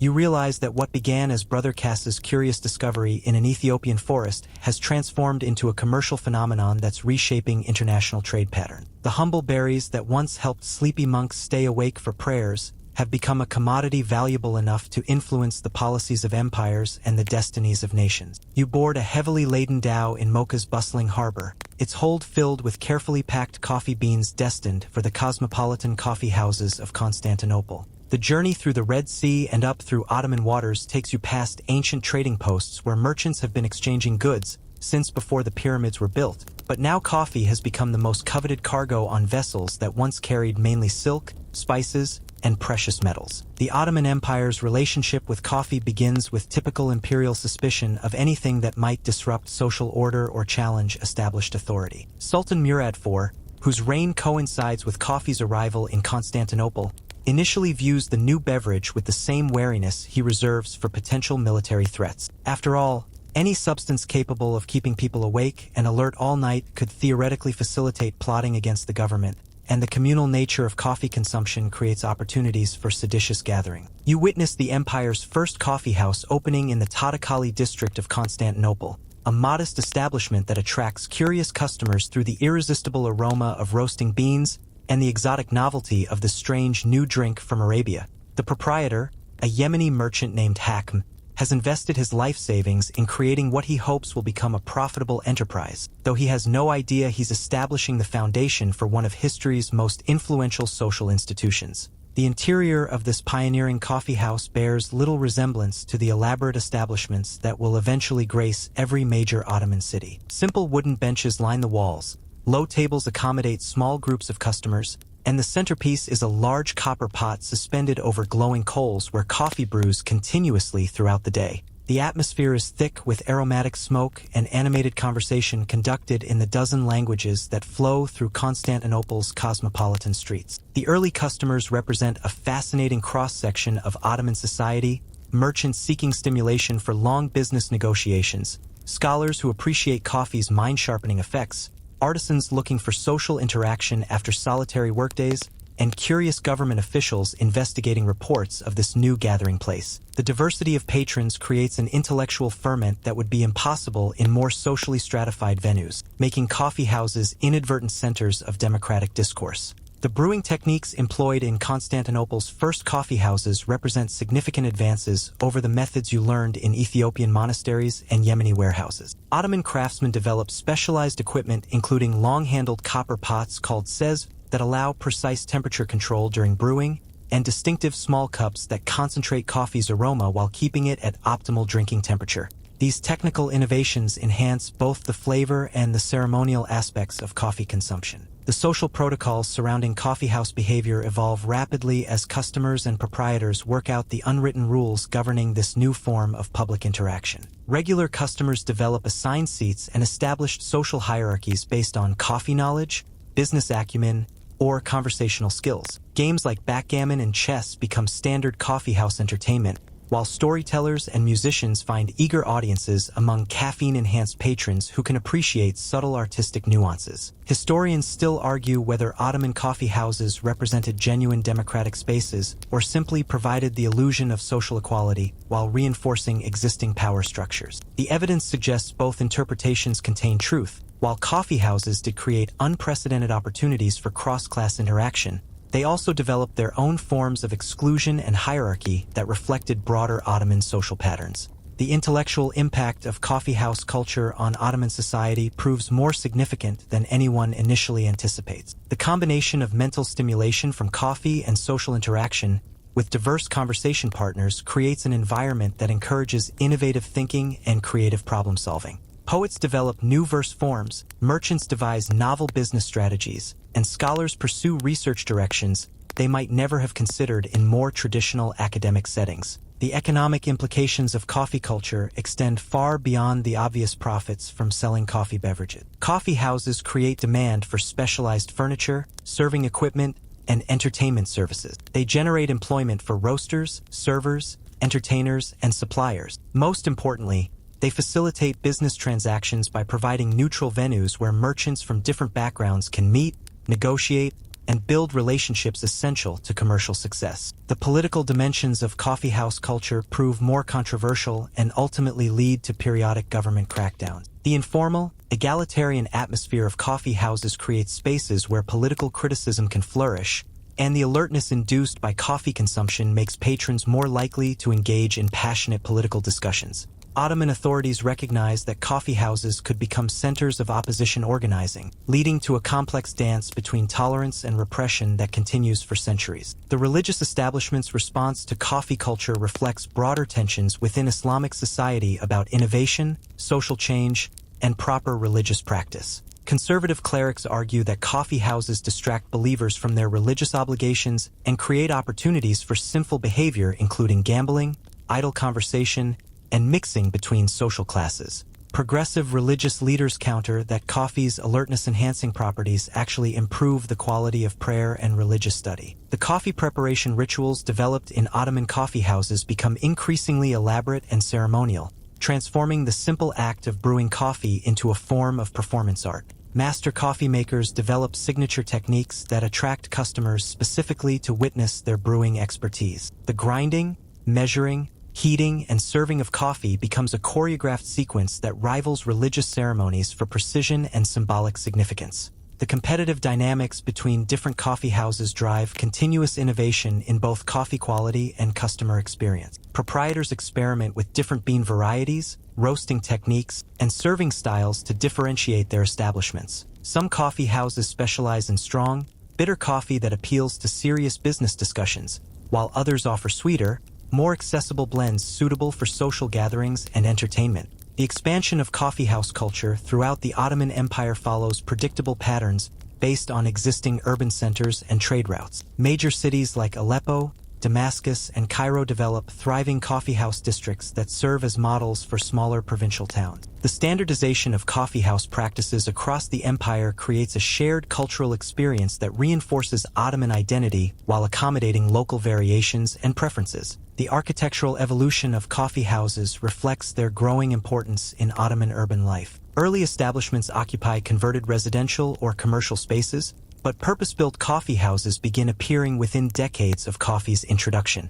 These specialized buildings incorporate features designed specifically for coffee culture, proper ventilation for smoke, acoustic design for conversation, and layouts that facilitate both intimate discussions and larger social gatherings. The seasonal rhythms of coffeehouse operation adapt to both climate considerations and religious calendar requirements. Summer operations often extend into outdoor courtyards or rooftop terraces, while winter concentrates activities around indoor heating sources. Religious holidays and fasting periods require adjustments to serving schedules and social protocols, creating yearly cycles that integrate coffee culture with established Ottoman traditions. The international connections fostered by coffeehouse culture contribute to the Ottoman Empire's role as a bridge between European and Asian civilizations. Coffee houses become informal diplomatic venues where foreign merchants, travelers, and officials can gather intelligence, negotiate agreements, and build relationships that facilitate international commerce and political cooperation. You arrive in Venice as the morning mist rises from the lagoon, carrying with it the mingled aromas of salt air, spices from distant lands, and something new, the distinctive scent of roasting coffee beans that drifts from a nondescript warehouse near the Rialto Bridge. The city that has built its fortune on controlling trade between East and West is about to encounter its most controversial import yet, a beverage that will challenge not just commercial interests but the very foundations of Christian European society. The Venetian merchant who first imports coffee beans from Ottoman territories is Marco Bembo, a pragmatic businessman whose family has been trading with Islamic countries for 3 generations despite periodic papal disapproval. His initial motivation is purely commercial. He's observed the phenomenal popularity of coffee houses in Constantinople and recognizes a potentially lucrative market among Venice's sophisticated urban population. What he doesn't anticipate is the religious and cultural firestorm that will accompany his business venture. The first European coffee tasting takes place in the back room of Bembo's palazzo, attended by a carefully selected group of merchant princes, church officials, and intellectuals who represent Venice's power elite. The brewing process itself draws suspicious comments. The dark, aromatic liquid looks distinctly ominous in an era when most European beverages are either clear like water and wine, or pale like beer and milk. The very appearance of coffee suggests something foreign and potentially dangerous. The initial reactions range from fascinated intrigue to outright horror. Several participants compare the taste to burnt bread soaked in bitter herbs, while others detect notes of earth, ash, and what one eloquent critic describes as concentrated despair. The immediate effects prove more impressive than the flavor. Within an hour, the assembled dignitaries display levels of alertness and animated conversation that would normally require several cups of wine, but without any of the mental impairment that accompanies alcohol consumption. The theological implications of coffee consumption provoke heated debate among Venice's religious authorities. Some clerics immediately denounce coffee as Satan's drink, arguing that its dark color, bitter taste, and mind-altering effects clearly indicate demonic origins. They point out that coffee comes from Islamic countries, enhances alertness in ways that seem supernatural, and creates social gatherings that could facilitate heretical discussions. The beverage's association with Muslim religious practices only reinforces their suspicions about its spiritual dangers. The progressive wing of Venetian Christianity, however, develops a different interpretation of coffee's significance. Led by Father Francesco Morosini, a scholar who has studied Islamic philosophy and maintains that truth can be found in any culture, they argue that God would not allow something genuinely evil to produce such obviously beneficial effects on human consciousness. They note that coffee enhances rather than impairs mental faculties, promotes social interaction rather than isolation, and supports productive activity rather than encouraging laziness or vice. The commercial potential of coffee creates powerful incentives for resolving these theological disputes in favor of acceptance. Venetian merchants recognize that coffee could become as profitable as the spice trade, generating enormous revenues for a city whose economy depends entirely on international commerce. The prospect of establishing European monopolies on coffee importation and distribution proves more persuasive than abstract religious arguments about the beverage's spiritual implications. Bembo's first public coffee house opens in the Piazza San Marco with all the fanfare of a major cultural event. The location itself represents a bold statement about coffee's intended place in Venetian society. By establishing his coffee house within sight of the Doge's Palace and St. Mark's Basilica, Bembo signals that coffee culture deserves recognition as a legitimate and respectable social institution. The opening day attracts crowds of curious onlookers who line up for hours to sample this exotic new beverage. The interior design of Venice's first coffee house reflects attempts to make coffee culture acceptable to European Christian sensibilities. Religious artwork adorns the walls, including scenes of monks engaged in scholarly pursuits that subtly suggest connections between coffee consumption and legitimate intellectual activity. The serving vessels are crafted from European materials by local artisans, creating visual associations with familiar domestic traditions rather than foreign Islamic practices. The early customers represent Venice's most adventurous and cosmopolitan citizens, merchants who have traveled extensively, intellectuals curious about foreign customs, artists seeking novel sources of inspiration, and social climbers eager to participate in the latest fashionable trend. The diversity creates an atmosphere of cultural experimentation that encourages open-minded exploration of coffee's potential benefits, while maintaining distinctly European social protocols. Historians still argue whether European acceptance of coffee represents genuine cultural adaptation or simply commercial opportunism disguised as intellectual curiosity. The evidence suggests both factors played important roles. While economic motivations clearly influenced coffee's introduction to European markets,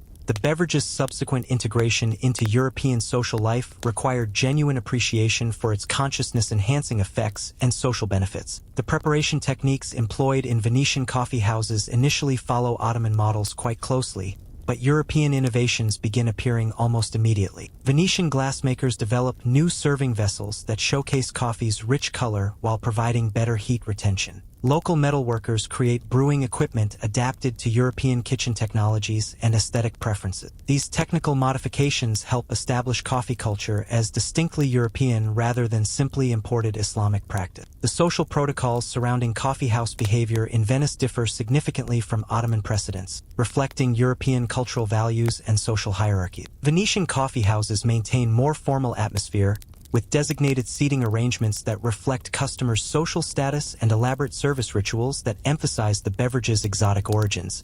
Conversation topics tend toward business and politics rather than the philosophical and literary discussions favored in Ottoman coffee houses. The economic impact of coffee culture on Venetian society extends far beyond the obvious profits from selling coffee beverages. The coffee trade creates new employment opportunities for importers, roasters, servers, and equipment manufacturers. It generates demand for complementary goods including sugar, pastries, and luxury serving accessories. Most importantly, it provides social venues that facilitate business transactions and relationship building essential to Venice's commercial success. The competitive dynamics between different coffee houses drive innovation in both beverage quality and customer experience. Some establishments specialize in coffee imported from specific regions, developing expertise in Yemen's finest varieties or Ethiopia's most exotic beans. Others focus on brewing techniques, developing signature preparation methods that attract customers seeking particular flavor profiles or social atmospheres.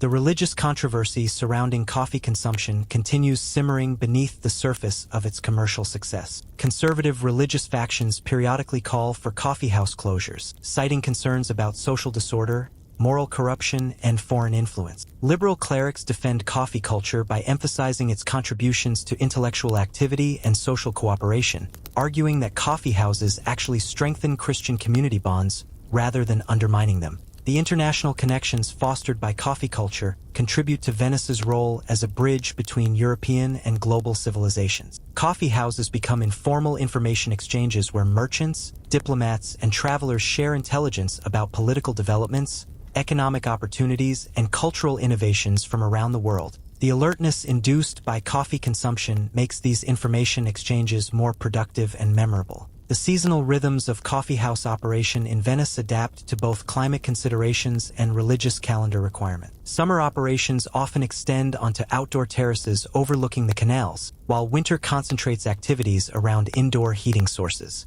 Religious holidays require adjustments to serving schedules, creating yearly cycles that integrate coffee culture with established Venetian traditions while maintaining its exotic appeal. As coffee culture becomes established in Venice, you observe its gradual spread to other major European trading centers through the networks of merchants, diplomats, and intellectuals who travel regularly between cities. The foundation has been laid for coffee's eventual conquest of European society, though that process will require decades of cultural negotiation and adaptation. You find yourself in the austere halls of the Monastery of St. Augustine in Rome, where news of Venice's controversial coffee houses has reached the ears of Pope Clement VIII and his theological advisors. The papal court faces a delicate diplomatic and religious challenge: how to respond to a beverage that comes from Islamic territories, enhances human consciousness in potentially supernatural ways, and threatens to disrupt established Christian social patterns across Europe. Cardinal Roberto Bellarmino, the Church's leading theologian and future saint, leads the ecclesiastical investigation into coffee's spiritual implications. His approach combines rigorous intellectual analysis with practical concern for the Church's pastoral responsibilities. The Cardinal recognizes that simply condemning coffee might prove ineffective if the beverage provides genuine benefits to Christian communities, while uncritical acceptance could expose the Church to accusations of embracing foreign religious practices. The theological commission tasked with evaluating coffee includes some of Europe's most brilliant religious minds, each bringing different perspectives to the complex questions surrounding this new beverage. Some members focus on coffee's origins in Islamic mystical practices, arguing that any substance so closely associated with Sufi religious ceremonies must be viewed with suspicion. Others emphasize coffee's apparent benefits for mental clarity and social cooperation, suggesting that God might work through unexpected means to benefit Christian communities. You witness the first formal coffee tasting conducted under papal supervision, an event that combines the solemnity of a religious ceremony with the practical requirements of beverage evaluation. The coffee beans are blessed before roasting. The brewing process is accompanied by prayers for divine guidance, and the tasting itself proceeds with liturgical precision. Even the serving vessels are specially consecrated for this unique occasion, transforming coffee consumption into an act of religious investigation. The initial reactions among the ecclesiastical tasters mirror the broader European response to coffee, fascination mixed with apprehension. Cardinal Bellarmino himself describes the taste as powerfully bitter yet strangely compelling, noting that the beverage's complex flavors seem to awaken mental faculties in ways that enhance rather than impair theological reasoning. Several bishops comment on coffee's ability to maintain alertness during long prayer sessions, suggesting potential applications for monastic communities. The papal decision regarding coffee becomes one of the most carefully considered religious rulings of the early modern period. Pope Clement VIII, after extensive consultation with his advisors and personal experimentation with coffee's effects, issues a pronouncement that will shape Christian Europe's relationship with the beverage for centuries. Rather than condemning coffee as satanic or embracing it uncritically, the Pope declares that this devil's drink is so delicious that it would be a pity to let the infidels have exclusive use of it. This papal blessing transforms coffee from a controversial foreign import into an acceptable, even desirable, addition to Christian European culture. The Pope's theological reasoning emphasizes God's sovereignty over all creation, arguing that any naturally occurring substance capable of benefiting human beings must ultimately derive from divine providence rather than demonic influence. The ruling provides religious cover for coffee's commercial expansion while establishing parameters for its proper use within Christian communities. The practical implementation of papal coffee policy requires careful attention to maintaining Christian identity while embracing this originally Islamic beverage. The Church encourages coffee consumption in contexts that reinforce rather than undermine Christian social values. Family gatherings, scholarly discussions, charitable meetings, and business activities that serve the common good. Coffee houses are permitted but encouraged to display religious artwork and maintain atmospheres conducive to Christian moral behavior. The monastic response to papal coffee approval varies significantly across different religious orders and geographic regions. Contemplative communities like the Benedictines and Cistercians quickly recognize coffee's potential for enhancing prayer and study, developing their own brewing traditions that emphasize simplicity and spiritual focus. More active orders like the Jesuits and Dominicans appreciate coffee's social benefits, using coffee houses as venues for pastoral work and theological discussions with lay people. Historians still argue whether papal approval of coffee represented genuine theological innovation or simply pragmatic adaptation to commercial and social realities. The documentary evidence suggests both factors influenced the Church's decision. While economic and political considerations clearly played important roles, the sophisticated theological reasoning developed to justify coffee acceptance indicates serious religious engagement with the beverage's spiritual implications. The development of distinctly Christian coffee culture requires creative adaptation of Islamic brewing and consumption practices to European religious sensibilities. Christian coffee ceremonies incorporate prayers of thanksgiving for God's provision, blessings over the beans and brewing equipment, and social protocols that emphasize charitable behavior and moral conversation. These modifications help establish coffee as a Christian rather than Islamic cultural practice. The educational impact of coffee culture on Christian intellectual life proves more significant than initially anticipated. Coffee houses become important venues for theological discussions between clergy and lay people, creating opportunities for religious education that complement formal church instruction. The enhanced mental alertness provided by coffee consumption improves the quality of these discussions while making them more memorable and engaging for participants. The economic implications of papal coffee approval extend far beyond the obvious benefits for coffee merchants and coffeehouse proprietors. The Church's blessing legitimizes coffee commerce as morally acceptable business activity, encouraging investment in coffee-related enterprises throughout Catholic Europe. Monastic communities begin growing coffee in suitable climates, processing and selling coffee to support their charitable activities, and developing expertise in coffee cultivation that benefits broader agricultural development. The international diplomatic dimensions of Christian coffee acceptance help improve relations between European and Middle Eastern societies. The shared appreciation for coffee creates common ground between Christian and Islamic cultures, facilitating diplomatic negotiations and commercial agreements that benefit both sides. Coffee becomes a diplomatic gift that transcends religious boundaries while demonstrating mutual respect for each other's cultural contributions. The competitive dynamics between Catholic and Protestant regions regarding coffee acceptance reveal broader patterns of religious and cultural differentiation in early modern Europe. While Catholic authorities develop sophisticated theological justifications for coffee consumption, Protestant communities initially respond with greater suspicion, viewing papal approval as evidence of Catholic moral corruption. These religious differences create distinct regional patterns of coffee adoption that persist for generations. The seasonal integration of coffee culture into Christian religious calendar reflects careful attention to maintaining proper spiritual priorities while accommodating social innovation. Coffee consumption is encouraged during ordinary time but modified during penitential seasons like Lent, when the Church emphasizes spiritual discipline and material simplicity. Christmas and Easter celebrations incorporate special coffee ceremonies that connect the beverage with central Christian mysteries. The artistic and literary impact of coffee culture on Christian European society emerges gradually as coffee houses become centers of creative activity. Religious poets begin incorporating coffee imagery into devotional verses, comparing coffee's awakening effects to spiritual enlightenment and using brewing metaphors to describe divine providence. Church architects design coffee preparation areas into new monastery buildings,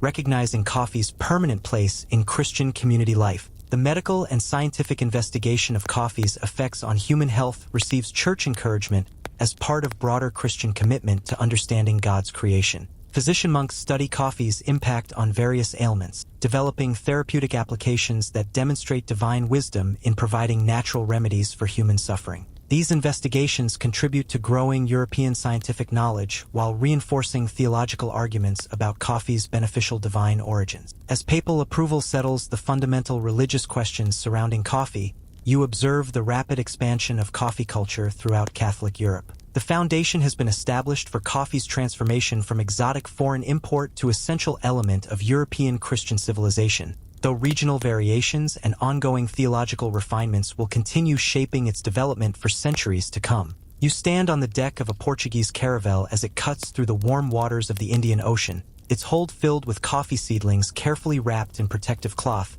and tended by Jesuit missionaries who understand that they're carrying the seeds of a global revolution. The ship's destination is the Portuguese colonies of Ceylon and Java, where ambitious colonial administrators plan to establish coffee plantations that will break the Islamic world's monopoly on this increasingly valuable commodity. The Colonial Coffee Project represents European imperialism at its most calculating and ruthless. Portuguese, Dutch, and later French colonial authorities recognize that coffee's growing popularity in European markets creates opportunities for enormous profits, but only if they can control production rather than simply importing from Arabian and Ethiopian sources. The solution involves stealing coffee plants from their native habitats and establishing plantation systems based on enslaved or coerced labor in territories under European control. Brother Antonio da Silva, the Jesuit botanist responsible for the coffee seedlings, approaches his mission with the scientific precision and moral flexibility that characterizes much of colonial enterprise. He genuinely believes that coffee cultivation will bring civilization and Christianity to tropical colonies, while conveniently ignoring the violence and exploitation that plantation agriculture requires. His detailed journals document both the technical challenges of transplanting coffee and the human costs of colonial expansion. The first coffee plantation in Ceylon begins as a modest experiment on a hillside near Kandy, where the climate closely resembles the Ethiopian highlands where coffee originated. The Portuguese administrators choose this location after extensive consultation with local agricultural experts, though they systematically exclude native voices from planning decisions that will transform entire communities. The plantation's layout reflects European agricultural theory rather than indigenous farming wisdom, creating inefficiencies that will plague colonial coffee production for generations. You witness the brutal reality of colonial labor systems as Portuguese overseers force Sinhalese villagers to clear forest land for coffee cultivation. The work involves removing ancient trees that have supported complex ecosystems for centuries, replacing them with neat rows of coffee plants that will require constant maintenance and chemical inputs.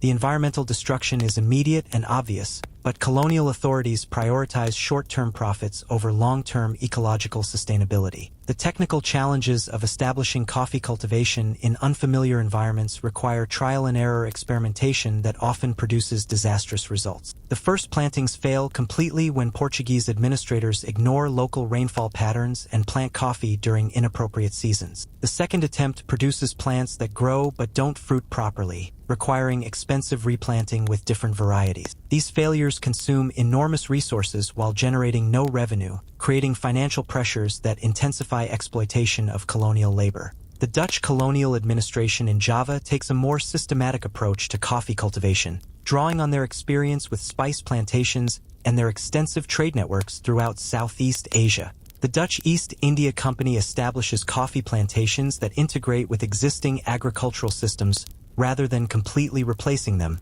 creating more sustainable production models that generate profits more quickly than Portuguese experimental efforts. The Javanese coffee plantations become models for colonial agricultural efficiency, though this efficiency depends entirely on the systematic exploitation of indigenous labor. The Dutch implement a cultivation system that requires local communities to dedicate specific portions of their agricultural land to coffee production, with harvest quotas that must be met regardless of local food security needs.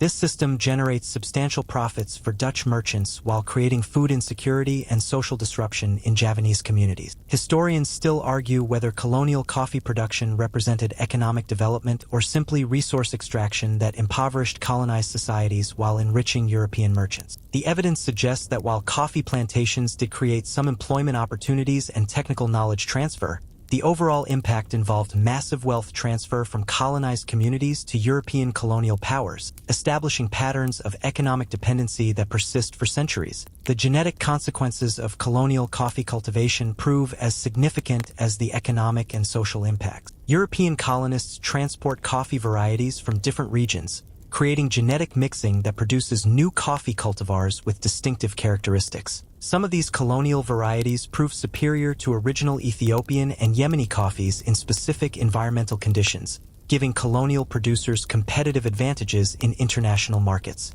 The technological innovations developed for colonial coffee processing represent significant advances over traditional methods used in coffee's countries of origin. European engineers design mechanical equipment for removing coffee pulp, drying facilities that work in tropical climates, and transportation systems that preserve coffee quality during long sea voyages to European markets. These technological improvements increase productivity while reducing labor costs, though the benefits accrue primarily to colonial administrators rather than local communities. The environmental impact of colonial coffee cultivation creates long-term ecological damage that affects entire regions. The conversion of diverse tropical forests into coffee monocultures reduces biodiversity, increases soil erosion, and disrupts water systems that support multiple communities. While coffee plants themselves can contribute to sustainable agriculture, when properly integrated with other crops, colonial plantation systems prioritize maximum short-term production over environmental stewardship. The cultural implications of colonial coffee production extend far beyond agriculture into fundamental questions about identity,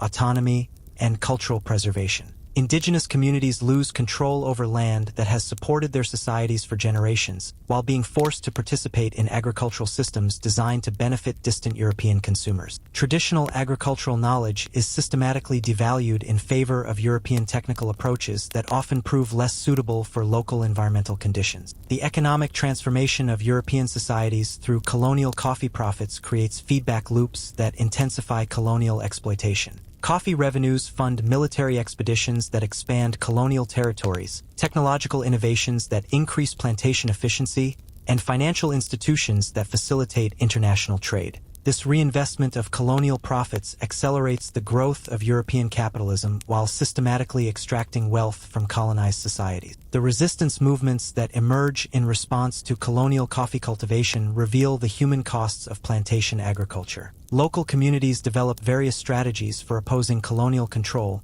from passive resistance like producing lower quality coffee to active rebellion that targets plantation infrastructure. These resistance efforts rarely succeed in eliminating colonial control, but they do create ongoing costs that reduce colonial profitability while preserving some degree of local autonomy. The international trade networks developed to market colonial coffee create the foundation for modern global commerce. European merchants establish shipping routes, financial instruments, and quality control systems that serve coffee commerce but also facilitate trade in other colonial products. The organizational capabilities developed for coffee marketing become models for managing international trade in sugar, tobacco, tea, and eventually manufactured goods. The competitive dynamics between different European colonial powers drive continuous innovation in coffee production methods and marketing strategies. Portuguese, Dutch, French, and eventually British colonial administrators compete to develop the most profitable coffee cultivation systems, leading to ongoing experimentation with agricultural techniques,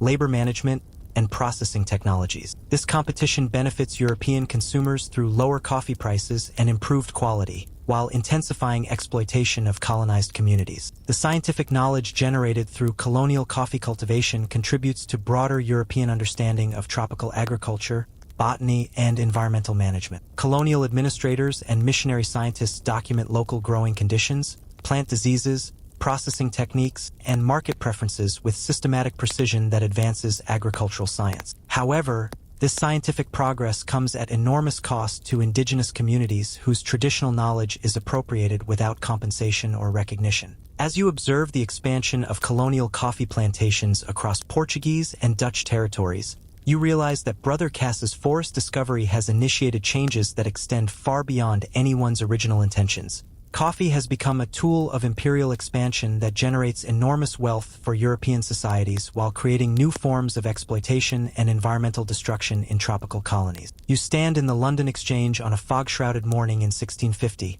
watching merchants bid frantically on coffee futures as the price of Arabian beans fluctuates with every rumor of war, weather, or political upheaval in distant Ottoman territories. What began as Brother Kassa's curious discovery in an Ethiopian forest has transformed into the world's second most valuable traded commodity after oil, though petroleum won't be discovered for another 2 centuries. The economic forces unleashed by humanity's love affair with caffeine are reshaping global trade patterns, international relations, and the very structure of human civilization. The coffee commodity markets that emerge in European trading centers represent some of history's most sophisticated financial instruments. Merchants develop complex contracts for future delivery that allow producers to secure guaranteed prices while enabling buyers to hedge against supply disruptions. These financial innovations spread far beyond coffee commerce, creating the foundation for modern commodity exchanges that facilitate trade in everything from wheat and sugar to metals and energy resources. The price volatility of coffee creates both enormous opportunities and devastating risks for everyone involved in the trade. A single ship's cargo of premium mocha coffee can make a merchant wealthy if it arrives during a supply shortage,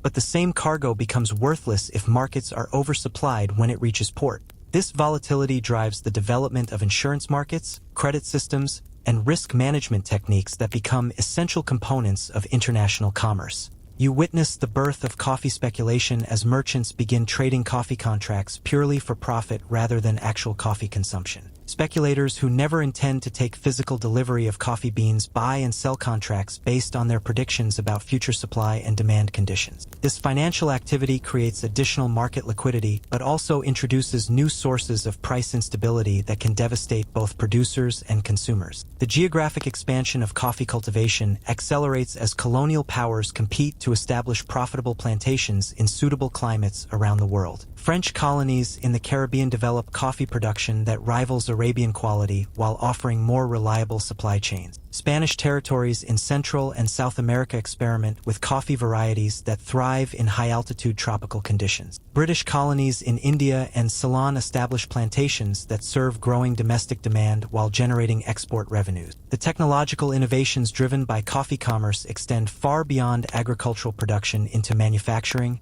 transportation, and food process. European engineers develop steam-powered roasting equipment that produces more consistent results than traditional fire roasting methods. Shipbuilders design vessels specifically optimized for coffee transport, with improved ventilation and temperature control systems that preserve coffee quality during long ocean voyages. The labor economics of global coffee production reveal the dark foundation underlying Europe's caffeine addiction. Plantation agriculture depends heavily on enslaved African labor in Caribbean and South American colonies, indentured servants in Asian territories, and coerced indigenous labor throughout European colonial empires. The human suffering required to produce cheap coffee for European consumers represents one of history's most systematic examples of economic exploitation disguised as commercial progress. The environmental consequences of expanding coffee cultivation create ecological disruptions that affect entire continents. Tropical forests are cleared to create coffee plantations, eliminating complex ecosystems that supported countless species while providing essential environmental services like climate regulation and water purification. The conversion of diverse agricultural landscapes into coffee monocultures reduces resilience to pests, diseases, and climate variations that threaten both coffee production and broader food security. Historians still argue whether the global expansion of coffee culture represented economic development that ultimately benefited all participants, or simply a form of resource extraction that enriched European societies at the expense of tropical producers. The evidence suggests that while coffee commerce did create some employment and infrastructure development in producing regions, the overwhelming majority of profits flowed to European merchants, colonial administrators, and metropolitan consumers. The cultural transformation of coffee-consuming societies extends far beyond simple beverage preferences into fundamental changes in social organization, work patterns, and intellectual life. Coffee houses become centers of commercial activity where merchants negotiate deals, share market information, and build business relationships. The enhanced alertness provided by coffee consumption enables longer working hours and more intensive intellectual activity, contributing to the productivity increases that fuel early industrial development.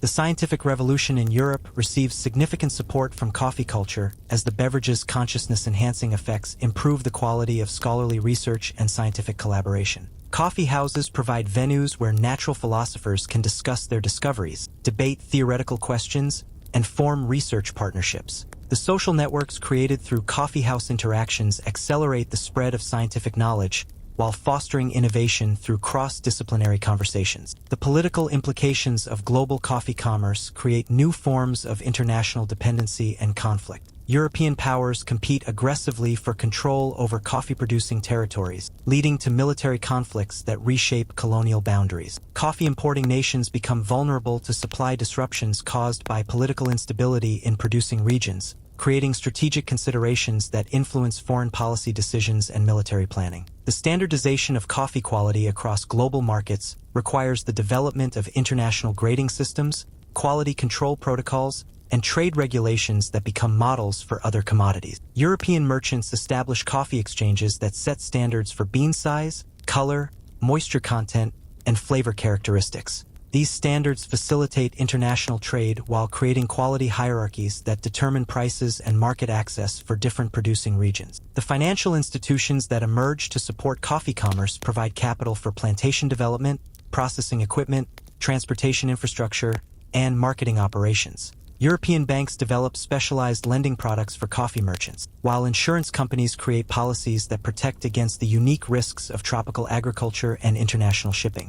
These financial innovations support coffee commerce but also facilitate the broader expansion of global capitalism. The technological diffusion that accompanies coffee trade spreads far beyond coffee-specific applications into general improvements in agriculture, manufacturing, and transportation. Innovations developed for coffee processing find applications in other food industries, while transportation improvements for coffee shipping benefit all forms of international trade. The knowledge networks created through coffee commerce facilitate technology transfer that accelerates economic development in unexpected areas. The social stratification that develops around coffee consumption reflects and reinforces broader patterns of economic inequality. Wealthy Europeans consume expensive coffee varieties from specific origins, while working-class consumers drink cheaper blends made from lower-grade beans. These consumption patterns create market segments that drive innovation in both premium and mass-market coffee products, but also establish coffee quality as a marker of social status. The health impacts of widespread coffee consumption become subjects of scientific investigation as European physicians study coffee's effects on human physiology. While some medical authorities warn about coffee's stimulating effects on the nervous system, others document its apparent benefits for mental clarity, physical energy, and digestive health. These medical debates influence public attitudes toward coffee, while contributing to broader understanding of nutrition and pharmacology. The seasonal rhythms of global coffee production create yearly cycles of abundance and scarcity that affect prices, employment, and social stability in both producing and consuming regions. Harvest seasons in different parts of the world determine when fresh coffee reaches European markets, while weather patterns in tropical regions influence global supply levels. These seasonal variations require sophisticated planning and risk management throughout the coffee supply chain. As you observe the complex global system that has evolved around coffee commerce, you realize that Brother Kassa's forest discovery has created far more than just a popular beverage. It has become a driving force behind economic globalization, technological innovation, and social transformation that will continue shaping human civilization for centuries to come. You sit in the flickering candlelight of a contemporary Ethiopian home in the Kaffa region, watching Almaz prepare coffee for her extended family using methods that have remained virtually unchanged since Brother Kassa's time. The aroma of roasting beans fills the small dwelling as 3 generations gather for the evening Buna ceremony, their faces illuminated by the gentle glow of the charcoal brazier, where green coffee beans transform into aromatic brown treasures that smell like liquid earth and ancient wisdom. The modern Ethiopian coffee ceremony retains all the spiritual significance and social importance that coffee possessed in medieval times, but it has also adapted to accommodate the realities of contemporary life. Almaz works as a nurse in the regional hospital during the day, her daughter Hanan studies engineering at Addis Ababa University, and her grandson Dawit attends the local school where he learns about computer technology and global economics. Yet when evening comes, they still gather for Buna with the same reverence their ancestors brought to this sacred ritual. The preparation begins with the washing of green coffee beans in a small bowl of clean water, each being examined individually for defects before being deemed worthy of inclusion in the ceremony. This careful selection process reflects both practical quality control and spiritual attention to the sacred nature of what they're about to create. Almaz explains that rushing through bean selection shows disrespect to the coffee, the ancestors who cultivated it, and the family members who will share in its consumption. The roasting happens in a flat pan called a mukecha, made from clay that has been blackened by countless coffee ceremonies over generations of use. Almaz moves the beans constantly with a wooden spoon, her movements rhythmic and meditative as she watches for the subtle color changes that indicate optimal roasting. The beans crack audibly as they release moisture and develop the complex chemical compounds that create coffee's distinctive flavor and aroma. The sound of the roasting beans provides a natural soundtrack for family conversation that ranges from daily concerns to philosophical discussions about life, spirituality, and community responsibilities. Hanan shares updates about her engineering studies, describing how she's learning to design infrastructure projects that could benefit rural Ethiopian communities. Dawit talks about his school lessons, particularly his fascination with learning how coffee traveled from Ethiopia to become a global phenomenon. The grinding process transforms the roasted beans into coarse powder using a wooden mortar and pestle called a mukecha and mukechades. The rhythmic pounding creates another layer of meditative sound, while releasing even more of the coffee's intoxicating aroma. This manual grinding ensures that each particle is properly sized for optimal flavor extraction, but it also provides time for conversation and relationship building that would be lost with modern electric grinders. The brewing takes place in a clay coffee pot called a jabina.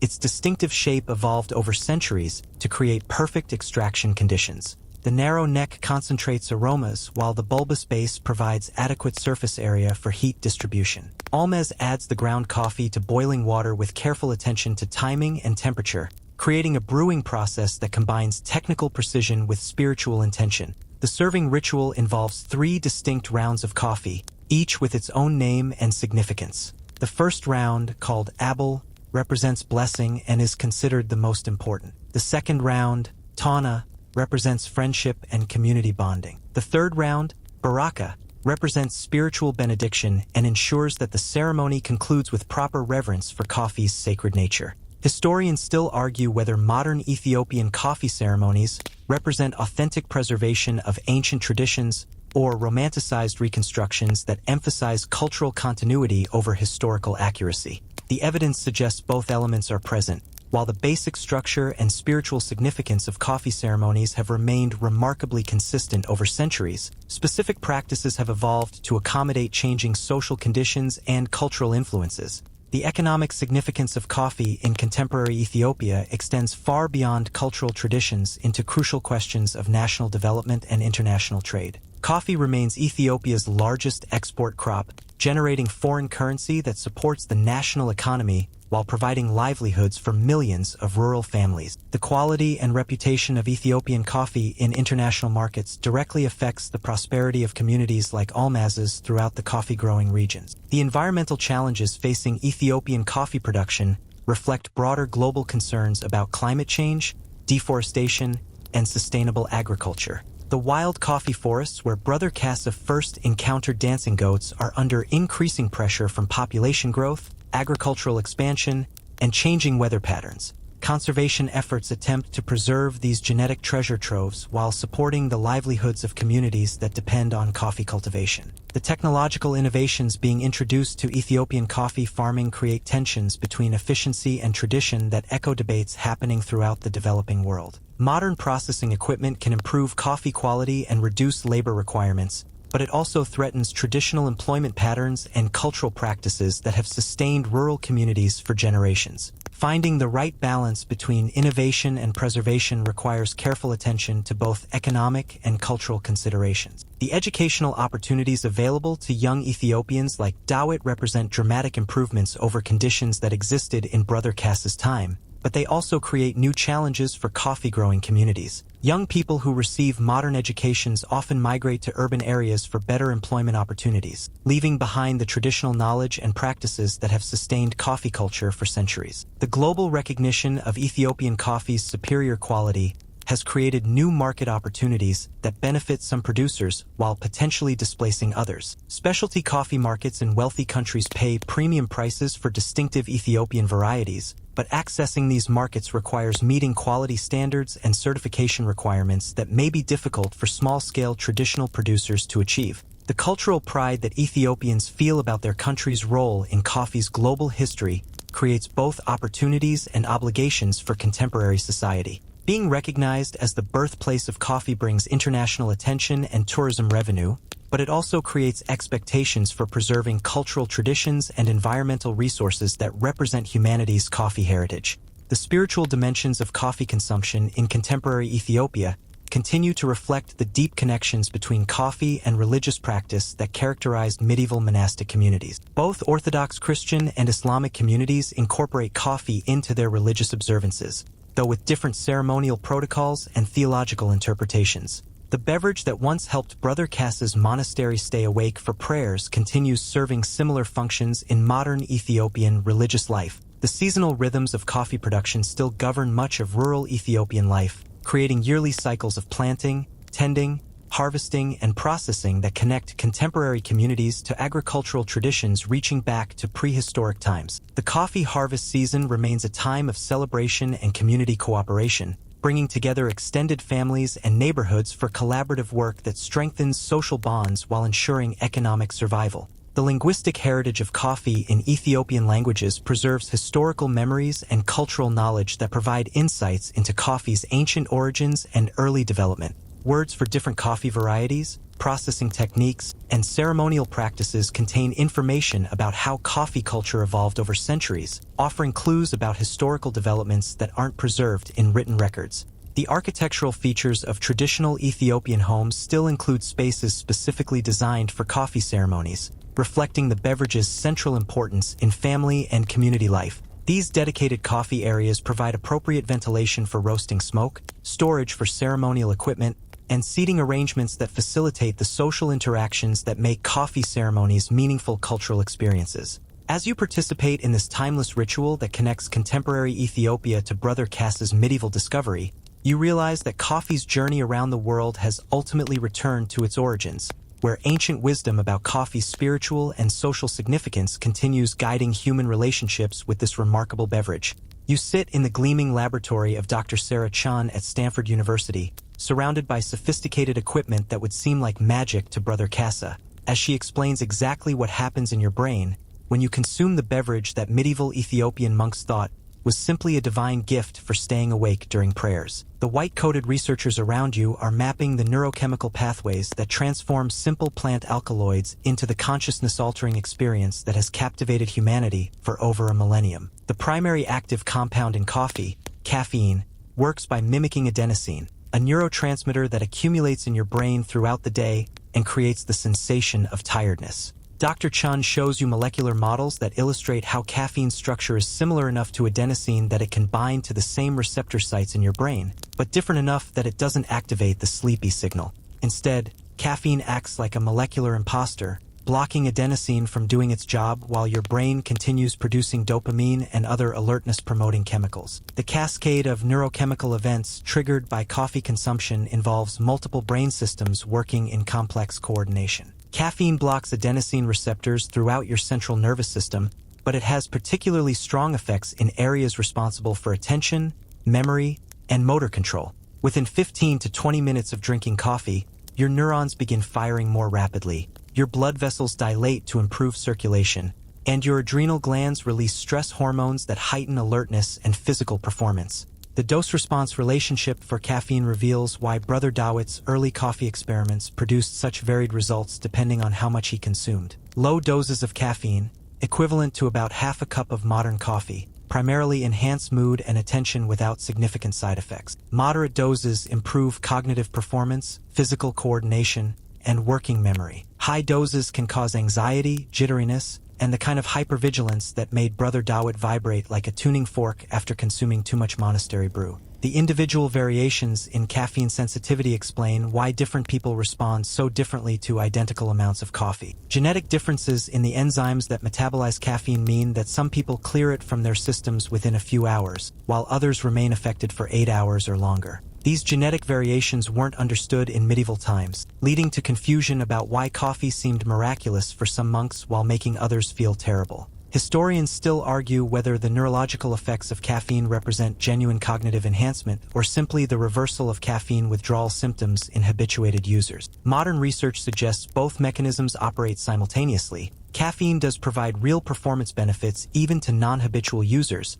but regular coffee drinkers also experience significant withdrawal symptoms when they don't consume their usual doses. The timing of caffeine consumption proves crucial for maximizing its benefits while minimizing disruption to natural sleep cycle. Your body's internal clock regulates adenosine production throughout the day, creating natural peaks and valleys in alertness that caffeine can either enhance or disrupt depending on when it's consumed. The Sufi mystics' practice of drinking coffee before all-night prayers was neurologically optimal, while consuming coffee late in the day interferes with the adenosine accumulation needed for healthy sleep. The tolerance that develops with regular caffeine use explains why the initial dramatic effects experienced by Brother Kassa's monastery gradually diminished as coffee consumption became routine. Your brain responds to chronic caffeine exposure by producing more adenosine receptors and increasing baseline adenosine production, requiring larger doses to achieve the same effects. This tolerance mechanism protects against caffeine toxicity but also reduces the beverage's consciousness-enhancing benefits over time. The withdrawal symptoms that occur when regular coffee drinkers suddenly stop consuming caffeine involve the same neurochemical systems that create caffeine's beneficial effects. Without caffeine blocking adenosine receptors, the increased number of receptors and elevated adenosine levels combine to create symptoms including headaches, fatigue, irritability, and difficulty concentrating. These withdrawal effects explain why coffee culture became self-perpetuating once established in communities. The cognitive benefits of moderate caffeine consumption extend beyond simple alertness into improvements in various aspects of mental performance. Research demonstrates that caffeine enhances working memory, processing speed, and cognitive flexibility while reducing reaction times and improving accuracy on attention-demanding tasks. These effects help explain why coffee houses became centers of intellectual activity and creative collaboration in medieval Islamic and European societies. The physical performance enhancements produced by caffeine consumption affect both mental and bodily functions in ways that medieval monks would have found miraculous. Caffeine increases muscle contraction strength, reduces perceived exertion during physical activity,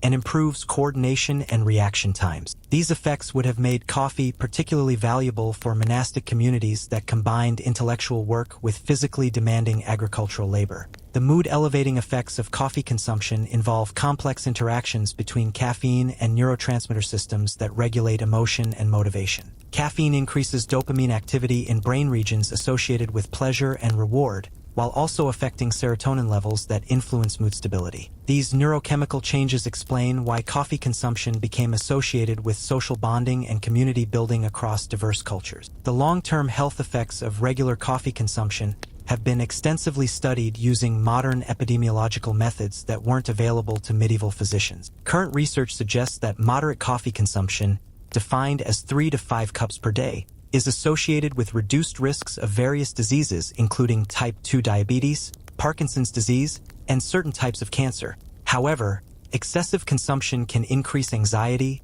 disrupt sleep, and exacerbate cardiovascular problems in susceptible individuals. The antioxidant compounds in coffee provide additional health benefits beyond caffeine's neurological effects. Coffee contains hundreds of bioactive compounds including chlorogenic acids, quinides, and trigonelline that protect cells from oxidative damage while supporting cardiovascular health and immune function.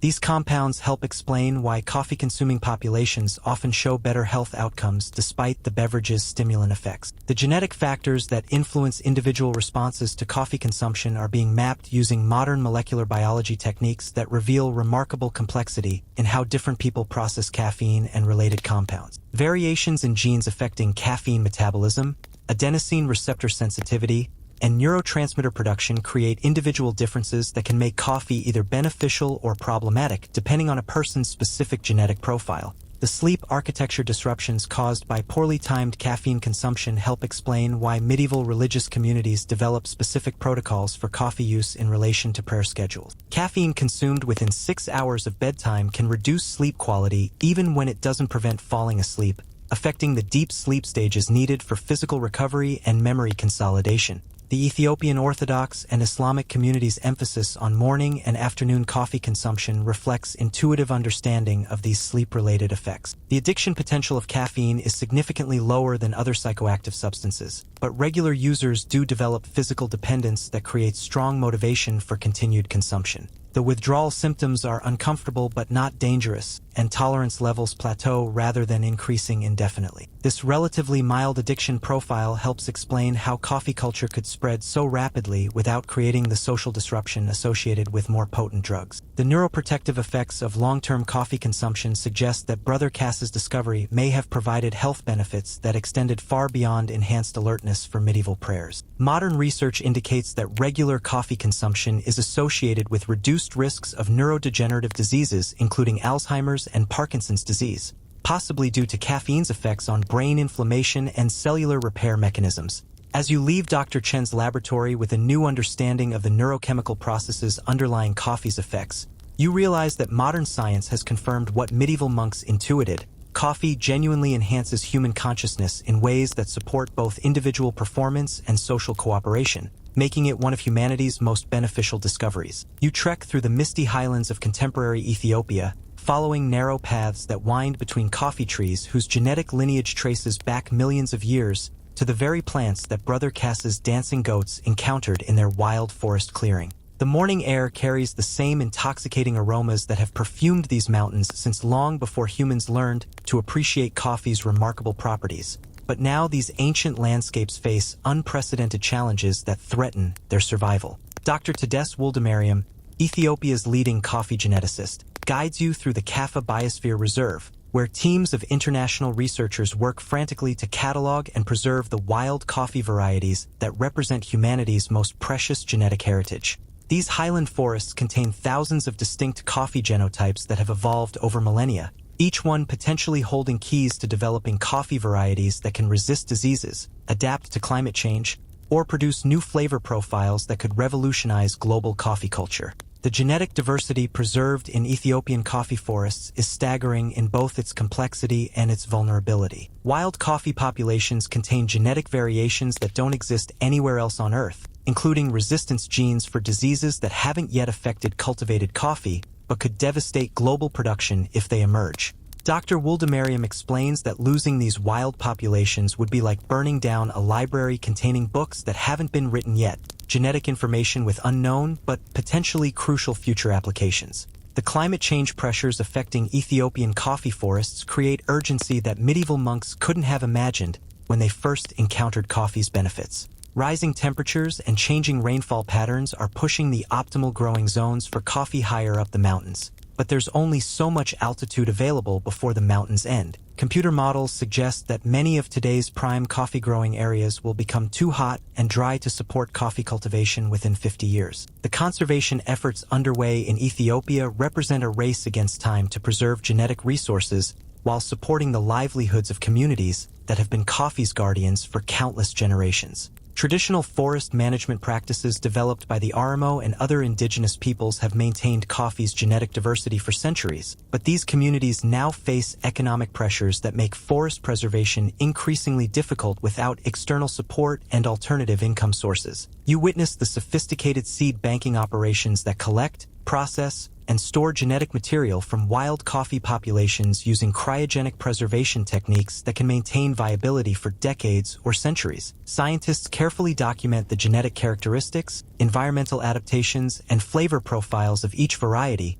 before storing samples at temperatures that essentially stop biological time. These seed banks serve as insurance policies against genetic losses while providing material for future breeding programs. The traditional knowledge possessed by elderly Ethiopian coffee farmers contains information about coffee genetics and cultivation that isn't recorded in any scientific literature. These farmers can identify dozens of distinct coffee varieties by subtle differences in leaf shape, cherry color, and growth patterns that would be invisible to most botanists. Their knowledge represents centuries of accumulated observation and experimentation that provides crucial insights for modern conservation and breeding efforts. Historians still argue whether contemporary conservation efforts adequately acknowledge and compensate the indigenous communities whose traditional practices preserved coffee's genetic diversity through countless generations. While international organizations provide funding for conservation projects, the benefits of genetic preservation primarily flow to global coffee companies and consuming nations rather than the Ethiopian communities that served as coffee's original guardian. The modern coffee breeding programs that utilize wild Ethiopian genetics aim to develop varieties that can thrive in changing environmental conditions while maintaining the quality characteristics that consumers expect. These programs combine traditional selective breeding with advanced molecular biology techniques, creating coffee varieties that might resist climate change impacts while producing the complex flavors that make specialty coffee valuable in international markets. The economic valuation of Ethiopian coffee genetics reveals the enormous financial stakes involved in conservation efforts. Wild coffee varieties contain genetic information worth potentially billions of dollars to global coffee companies. Yet the Ethiopian farmers who preserved this diversity receive minimal compensation for their stewardship. This economic imbalance creates tensions between conservation goals and social justice concerns that complicate international cooperation efforts. The ecological complexity of coffee forest ecosystems extends far beyond coffee plants themselves into intricate relationships between hundreds of species that have co-evolved over millions of years. The shade trees that protect coffee from excessive sunlight also provide habitat for migratory birds. The understory plants that grow beneath coffee trees include medicinal species used by local communities, and the soil organisms that support coffee roots create nutrient cycling systems that maintain forest health. The sustainable farming practices being developed in Ethiopian coffee regions attempt to balance conservation goals with economic needs while maintaining the ecological integrity that supports both coffee production and broader environmental services. These approaches include agroforestry systems that integrate coffee cultivation with food crops and medicinal plants, organic certification programs that eliminate synthetic chemical inputs, and fair trade initiatives that provide premium prices for environmentally responsible production. The research stations scattered throughout Ethiopia's coffee regions serve as living laboratories where scientists study coffee genetics, ecology, and cultivation under conditions that closely resemble the natural environments where coffee first evolved. These facilities combine advanced scientific equipment with traditional farming knowledge, creating research programs that benefit both global coffee science and local agricultural development. The international collaboration required for effective coffee conservation involves partnerships between Ethiopian institutions, global research organizations, coffee companies, and conservation groups that must navigate complex political, economic, and cultural differences. These partnerships often struggle with questions about intellectual property rights, benefit-sharing arrangements, and decision-making authority that reflect broader tensions in international development cooperation. The educational programs that train young Ethiopians in coffee science and conservation create hope for preserving traditional knowledge while developing new approaches to sustainable coffee production. These programs combine modern scientific training with intensive exposure to traditional farming practices, producing graduates who can bridge the gap between ancient wisdom and contemporary conservation needs. The monitoring systems that track changes in coffee forest health use satellite imagery, climate sensors, and field observations to detect threats before they become irreversible. These early warning systems can identify emerging disease outbreaks, climate-related stress, or human encroachment that threatens coffee populations, enabling rapid response measures that preserve genetic diversity and ecosystem integrity. The community-based conservation programs that engage local farmers as partners rather than simply beneficiaries of conservation efforts show the most promise for long-term success. These programs provide economic incentives for forest preservation while respecting traditional management practices and ensuring that conservation benefits flow to the communities that have been coffee's guardians for generations. The cultural heritage preservation efforts that document traditional coffee ceremonies, cultivation practices, and ecological knowledge ensure that the intangible heritage associated with coffee's Ethiopian origins will survive even if environmental changes force adaptations in specific practices. These documentation projects create permanent records of cultural practices that connect contemporary Ethiopia to Brother Kassa's medieval discovery. The global significance of Ethiopian coffee conservation extends far beyond the immediate interests of coffee producers and consumers into broader questions about agricultural sustainability, genetic diversity, and environmental stewardship. The success or failure of efforts to preserve coffee's genetic heritage will influence approaches to conserving other crop species, while demonstrating whether international cooperation can effectively address conservation challenges that transcend national boundaries. As you prepare to leave the highland forests where coffee's story began, you understand that Brother Kassa's medieval discovery has created responsibilities for contemporary humanity that extend far beyond simply enjoying a pleasant beverage.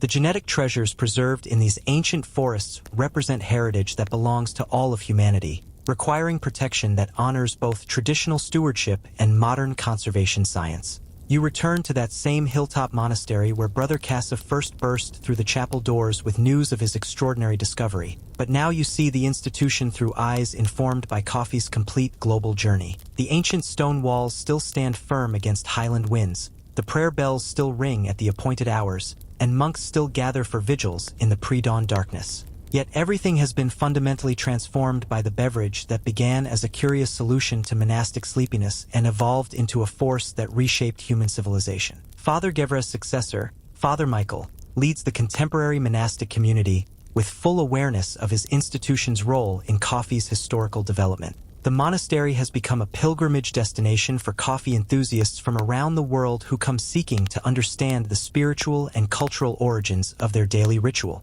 The guest house accommodates researchers, journalists, and curious travelers who want to experience coffee preparation in the place where Christian coffee culture first emerged. The modern monastery's coffee ceremonies blend traditional Ethiopian practices with Christian liturgical elements that have evolved over centuries of theological reflection about coffee's proper place in monastic life. Morning coffee preparation follows immediately after lauds, creating a seamless transition from formal prayer to communal work. The roasting process itself has become a form of meditation, with monks maintaining contemplative silence while attending to the subtle changes in bean color and aroma that indicate optimal development. The monastery's coffee cultivation operations demonstrate sustainable agricultural practices that honor both environmental stewardship and monastic values of simplicity and self-sufficiency. The monks grow coffee using organic methods that preserve soil health while supporting the biodiversity of surrounding forest ecosystems. Their coffee processing follows traditional techniques that produce distinctive flavors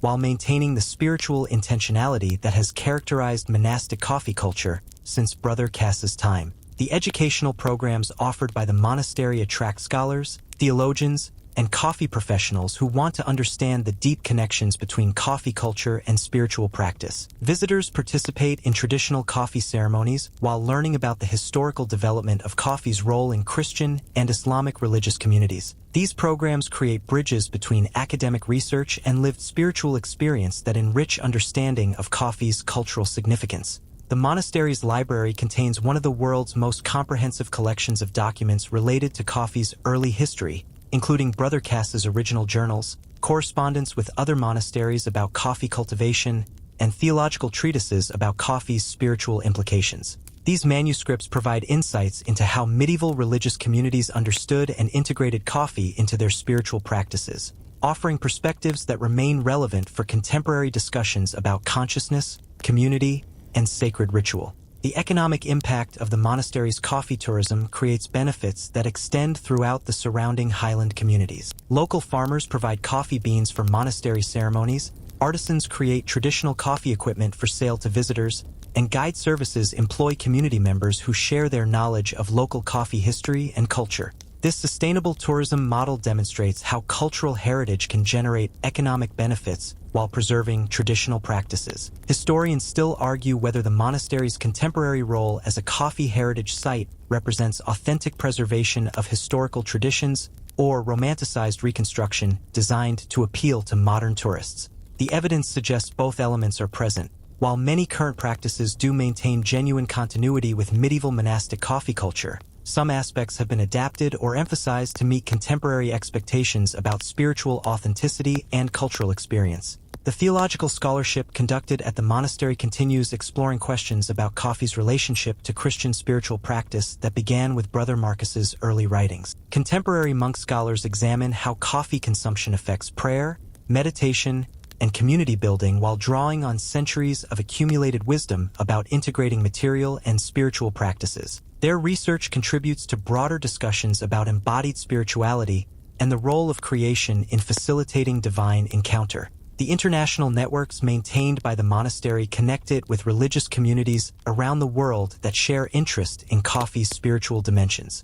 Orthodox monasteries in Greece and Russia, Catholic contemplative communities in Europe and the Americas, and even some Protestant communities have developed their own coffee-centered spiritual practices based on Ethiopian monastic models. These connections create a global community of faith that transcends denominational boundaries through shared appreciation for coffee's consciousness-enhancing and community-building properties. The conservation work undertaken by the monastery supports broader efforts to preserve Ethiopia's coffee genetic diversity, while maintaining the traditional forest management practices that sustained coffee culture for centuries. Monks participate in seed collection programs, maintain demonstration plots of heritage coffee varieties, and document traditional cultivation techniques that inform contemporary conservation strategies. Their work bridges the gap between spiritual motivation and scientific conservation practice. The interfaith dialogue facilitated by the monastery's coffee programs brings together Christian, Islamic, and traditional Ethiopian religious leaders who find common ground in their shared appreciation for coffee's spiritual significance.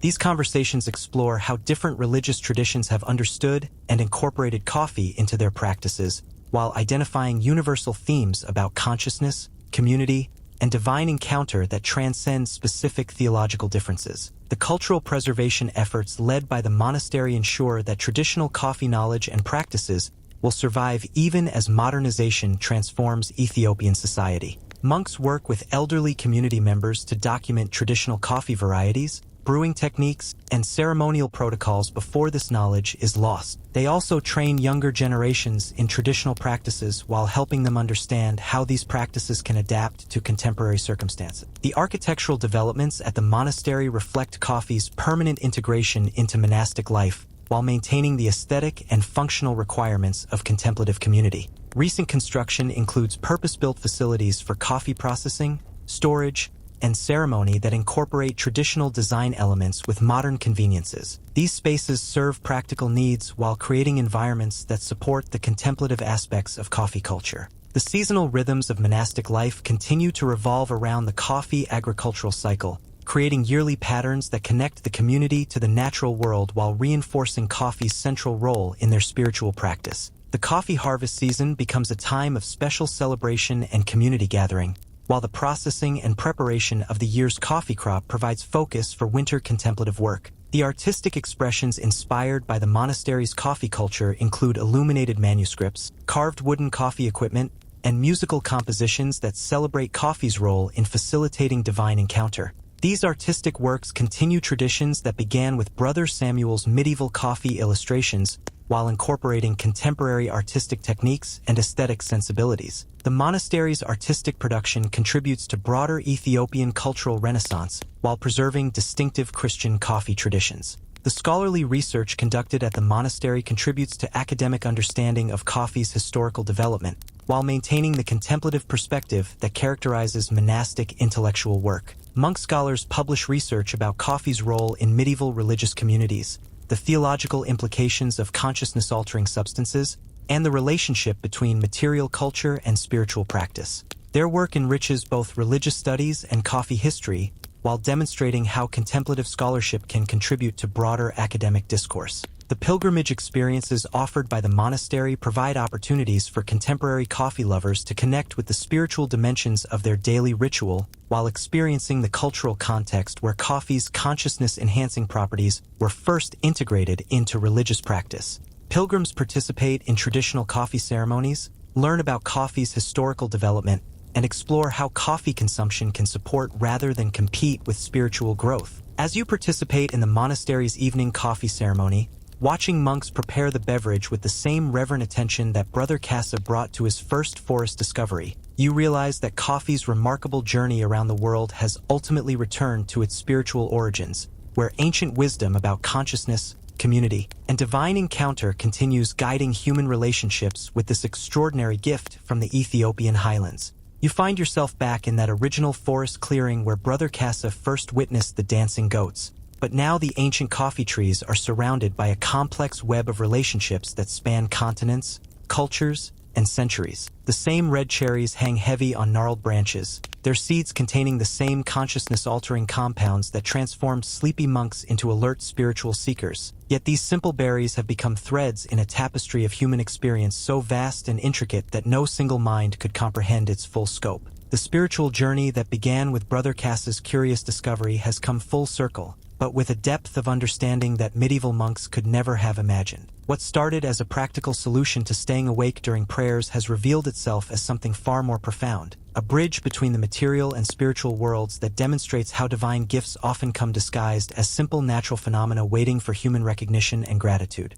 The consciousness that coffee awakens extends beyond mere alertness into realms of enhanced creativity, social connection, and spiritual awareness that touch the very essence of what it means to be human. In this quiet highland forest, surrounded by the descendants of trees that first shared their secrets with curious goats and an observant shepherd, you can feel the presence of something greater than the sum of its chemical components, a force that has shaped human civilization while remaining fundamentally unchanged in its essential nature. The meditation that emerges from contemplating coffee's complete journey reveals patterns of divine providence that operate through seemingly ordinary events to produce extraordinary transformations. Brother Kassa's forest walk, Kaldi's wandering goats, the Sufi mystic's nocturnal prayers, and the Venetian merchant's commercial calculations were all part of a larger design that used human curiosity, need, and enterprise to spread a gift that enhances rather than diminishes human consciousness. The communities that coffee has created span every continent and include people from every background, united by their shared appreciation for a beverage that transcends cultural,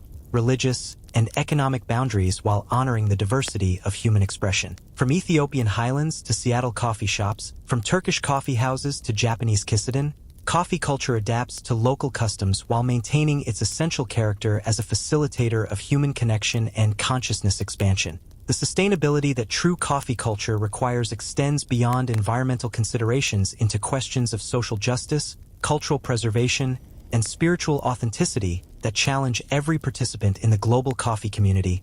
to consider their responsibilities to both the earth and their fellow human beings. The Ethiopian farmers who still tend wild coffee forests, the roasters who craft flavor profiles with artistic precision, and the cafe owners who create spaces for community gathering all participate in a sacred economy that transforms simple agricultural products into instruments of human flourishing. The wisdom traditions that have grown around coffee consumption in different cultures all recognize, in their own ways, that consciousness is both a gift and a responsibility that requires cultivation, sharing, and grateful acknowledgement of its source. Whether expressed through Ethiopian ceremonies, Islamic coffee rituals, Christian monastic practices, or secular cafe culture, coffee's ability to enhance awareness creates opportunities for deeper engagement with reality that can lead to genuine spiritual growth. The technological innovations that have emerged from humanity's relationship with coffee demonstrate how spiritual purposes can drive material progress in ways that benefit both individual consciousness and collective well-being. From the simple clay pots used in medieval monasteries to the sophisticated espresso machines of contemporary cafes, coffee technology serves the essential purpose of transforming raw materials into experiences that nourish both body and spirit.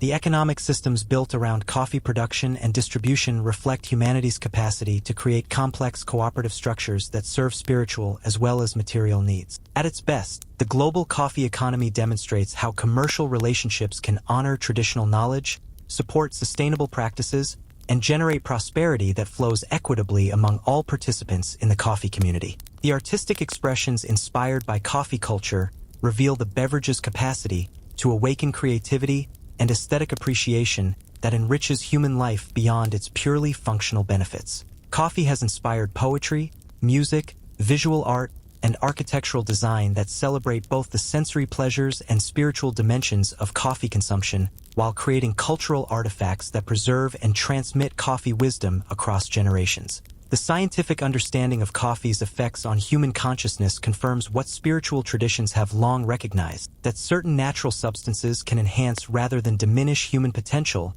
when used with proper intention and appropriate context. The neurochemical pathways that caffeine activates serve larger purposes related to consciousness expansion, social bonding, and creative problem-solving that support individual flourishing and collective progress. The historical perspective that emerges from tracing coffee's journey from Ethiopian forests to global phenomenon reveals patterns of cultural diffusion and adaptation that demonstrate humanity's remarkable capacity to recognize, preserve, and share beneficial discoveries across vast differences in geography, culture, and belief. Coffee's story is ultimately humanity's story of cooperation, curiosity, and the search for consciousness enhancement that serves both individual and collective well-being. The environmental stewardship that coffee cultivation requires at its best demonstrates how agricultural practices can support rather than degrade the natural systems that sustain all life. The highland forests where coffee originated continue providing habitat for countless species, climate regulation services, and water purification systems that benefit entire regions while producing the cherries that caffeinate the world. The future possibilities that coffee culture creates depend on humanity's willingness to honor both the material and spiritual dimensions of this remarkable gift, while ensuring that the benefits of coffee consumption support rather than undermine the well-being of all participants in the global coffee community. The choices made by contemporary coffee lovers about how they source, prepare, and consume coffee will determine whether future generations inherit a coffee culture that enhances or diminishes human flourishing. The gratitude that appropriate coffee consumption cultivates extends beyond appreciation for the beverage itself into recognition of the countless hands, hearts, and minds that participate in bringing each cup from seed to serving. From the Ethiopian farmers who tend ancient coffee groves to the baristas who craft each cup with attention and care, coffee culture at its finest creates chains of blessing that connect every participant in a web of mutual support and shared purpose. The mystery that remains at the heart of coffee's appeal ensures that despite all scientific understanding and cultural analysis, the essential experience of consciousness enhancement through coffee consumption retains an element of wonder that keeps the practice fresh and meaningful across repeated encounters. Like all authentic spiritual practices, coffee consumption offers ever deeper levels of appreciation and understanding that reward continued attention and grateful participation. As the highland mist rises around the ancient coffee trees and the first stars appear in the darkening sky, you settle into the peaceful silence that follows understanding. The journey that began with Brother Kassa's excited announcement has revealed coffee as both a simple pleasure and a profound gift, a daily miracle disguised as an ordinary beverage, a bridge between heaven and earth that opens in every cup for those who drink with awareness and gratitude. The breath of evening air carries the eternal fragrance of coffee blossoms on the highland breeze, while the distant sound of monastery bells marks another transition from day to night in the same rhythm that has guided human consciousness toward the divine for centuries. In this moment of perfect peace, you understand that coffee's greatest gift is not the consciousness it enhances, but the presence it makes possible, the awareness that transforms ordinary moments into encounters with the sacred, turning every cup into an invitation to gratitude, connection, and wonder. Let the gentle sounds of the Ethiopian highland evening wash over you as you rest beneath ancient coffee trees, whose branches have witnessed centuries of human discovery and wonder. The monastery bells have fallen silent, the highland mist settles softly over the forest canopy, and the same peace that blessed Brother Kassa's first coffee ceremony surrounds you like a warm embrace. Feel your breathing slow and deepen as you release the complexity of coffee's global journey and return to the simple truth at its heart, that consciousness is a gift to be treasured, shared, and received with gratitude. The caffeine from your last cup has long since faded, but the awareness it opened remains, gentle and sustainable, like the quiet glow of embers in a monastery hearth. Allow your mind to drift through the images and stories you've encountered, watching them settle and arrange themselves like coffee grounds finding their natural rest at the bottom of a well-brewed cup. Each chapter of coffee's remarkable story has added its own note to the symphony of human experience, creating harmonies that will continue resonating in your dreams and waking moments alike. The Ethiopian highlands grow quiet around you as nocturnal creatures begin their ancient routines, and the coffee trees settle into the restorative darkness that prepares them for another day of offering their gifts to the world. In this perfect stillness, you understand that every ending is also a beginning, every conclusion an invitation to new discovery, every cup of coffee a small miracle waiting to be appreciated with fresh wonder. Rest now in the knowledge that you carry within yourself the entire heritage of coffee's spiritual journey, from dancing goats to global phenomenon, from monastery prayers to modern consciousness, from ancient wisdom to eternal mystery. Sleep well, dream sweetly, and wake tomorrow ready to receive coffee's daily gift with the same grateful amazement that Brother Kassa brought to his first forest discovery so many centuries ago.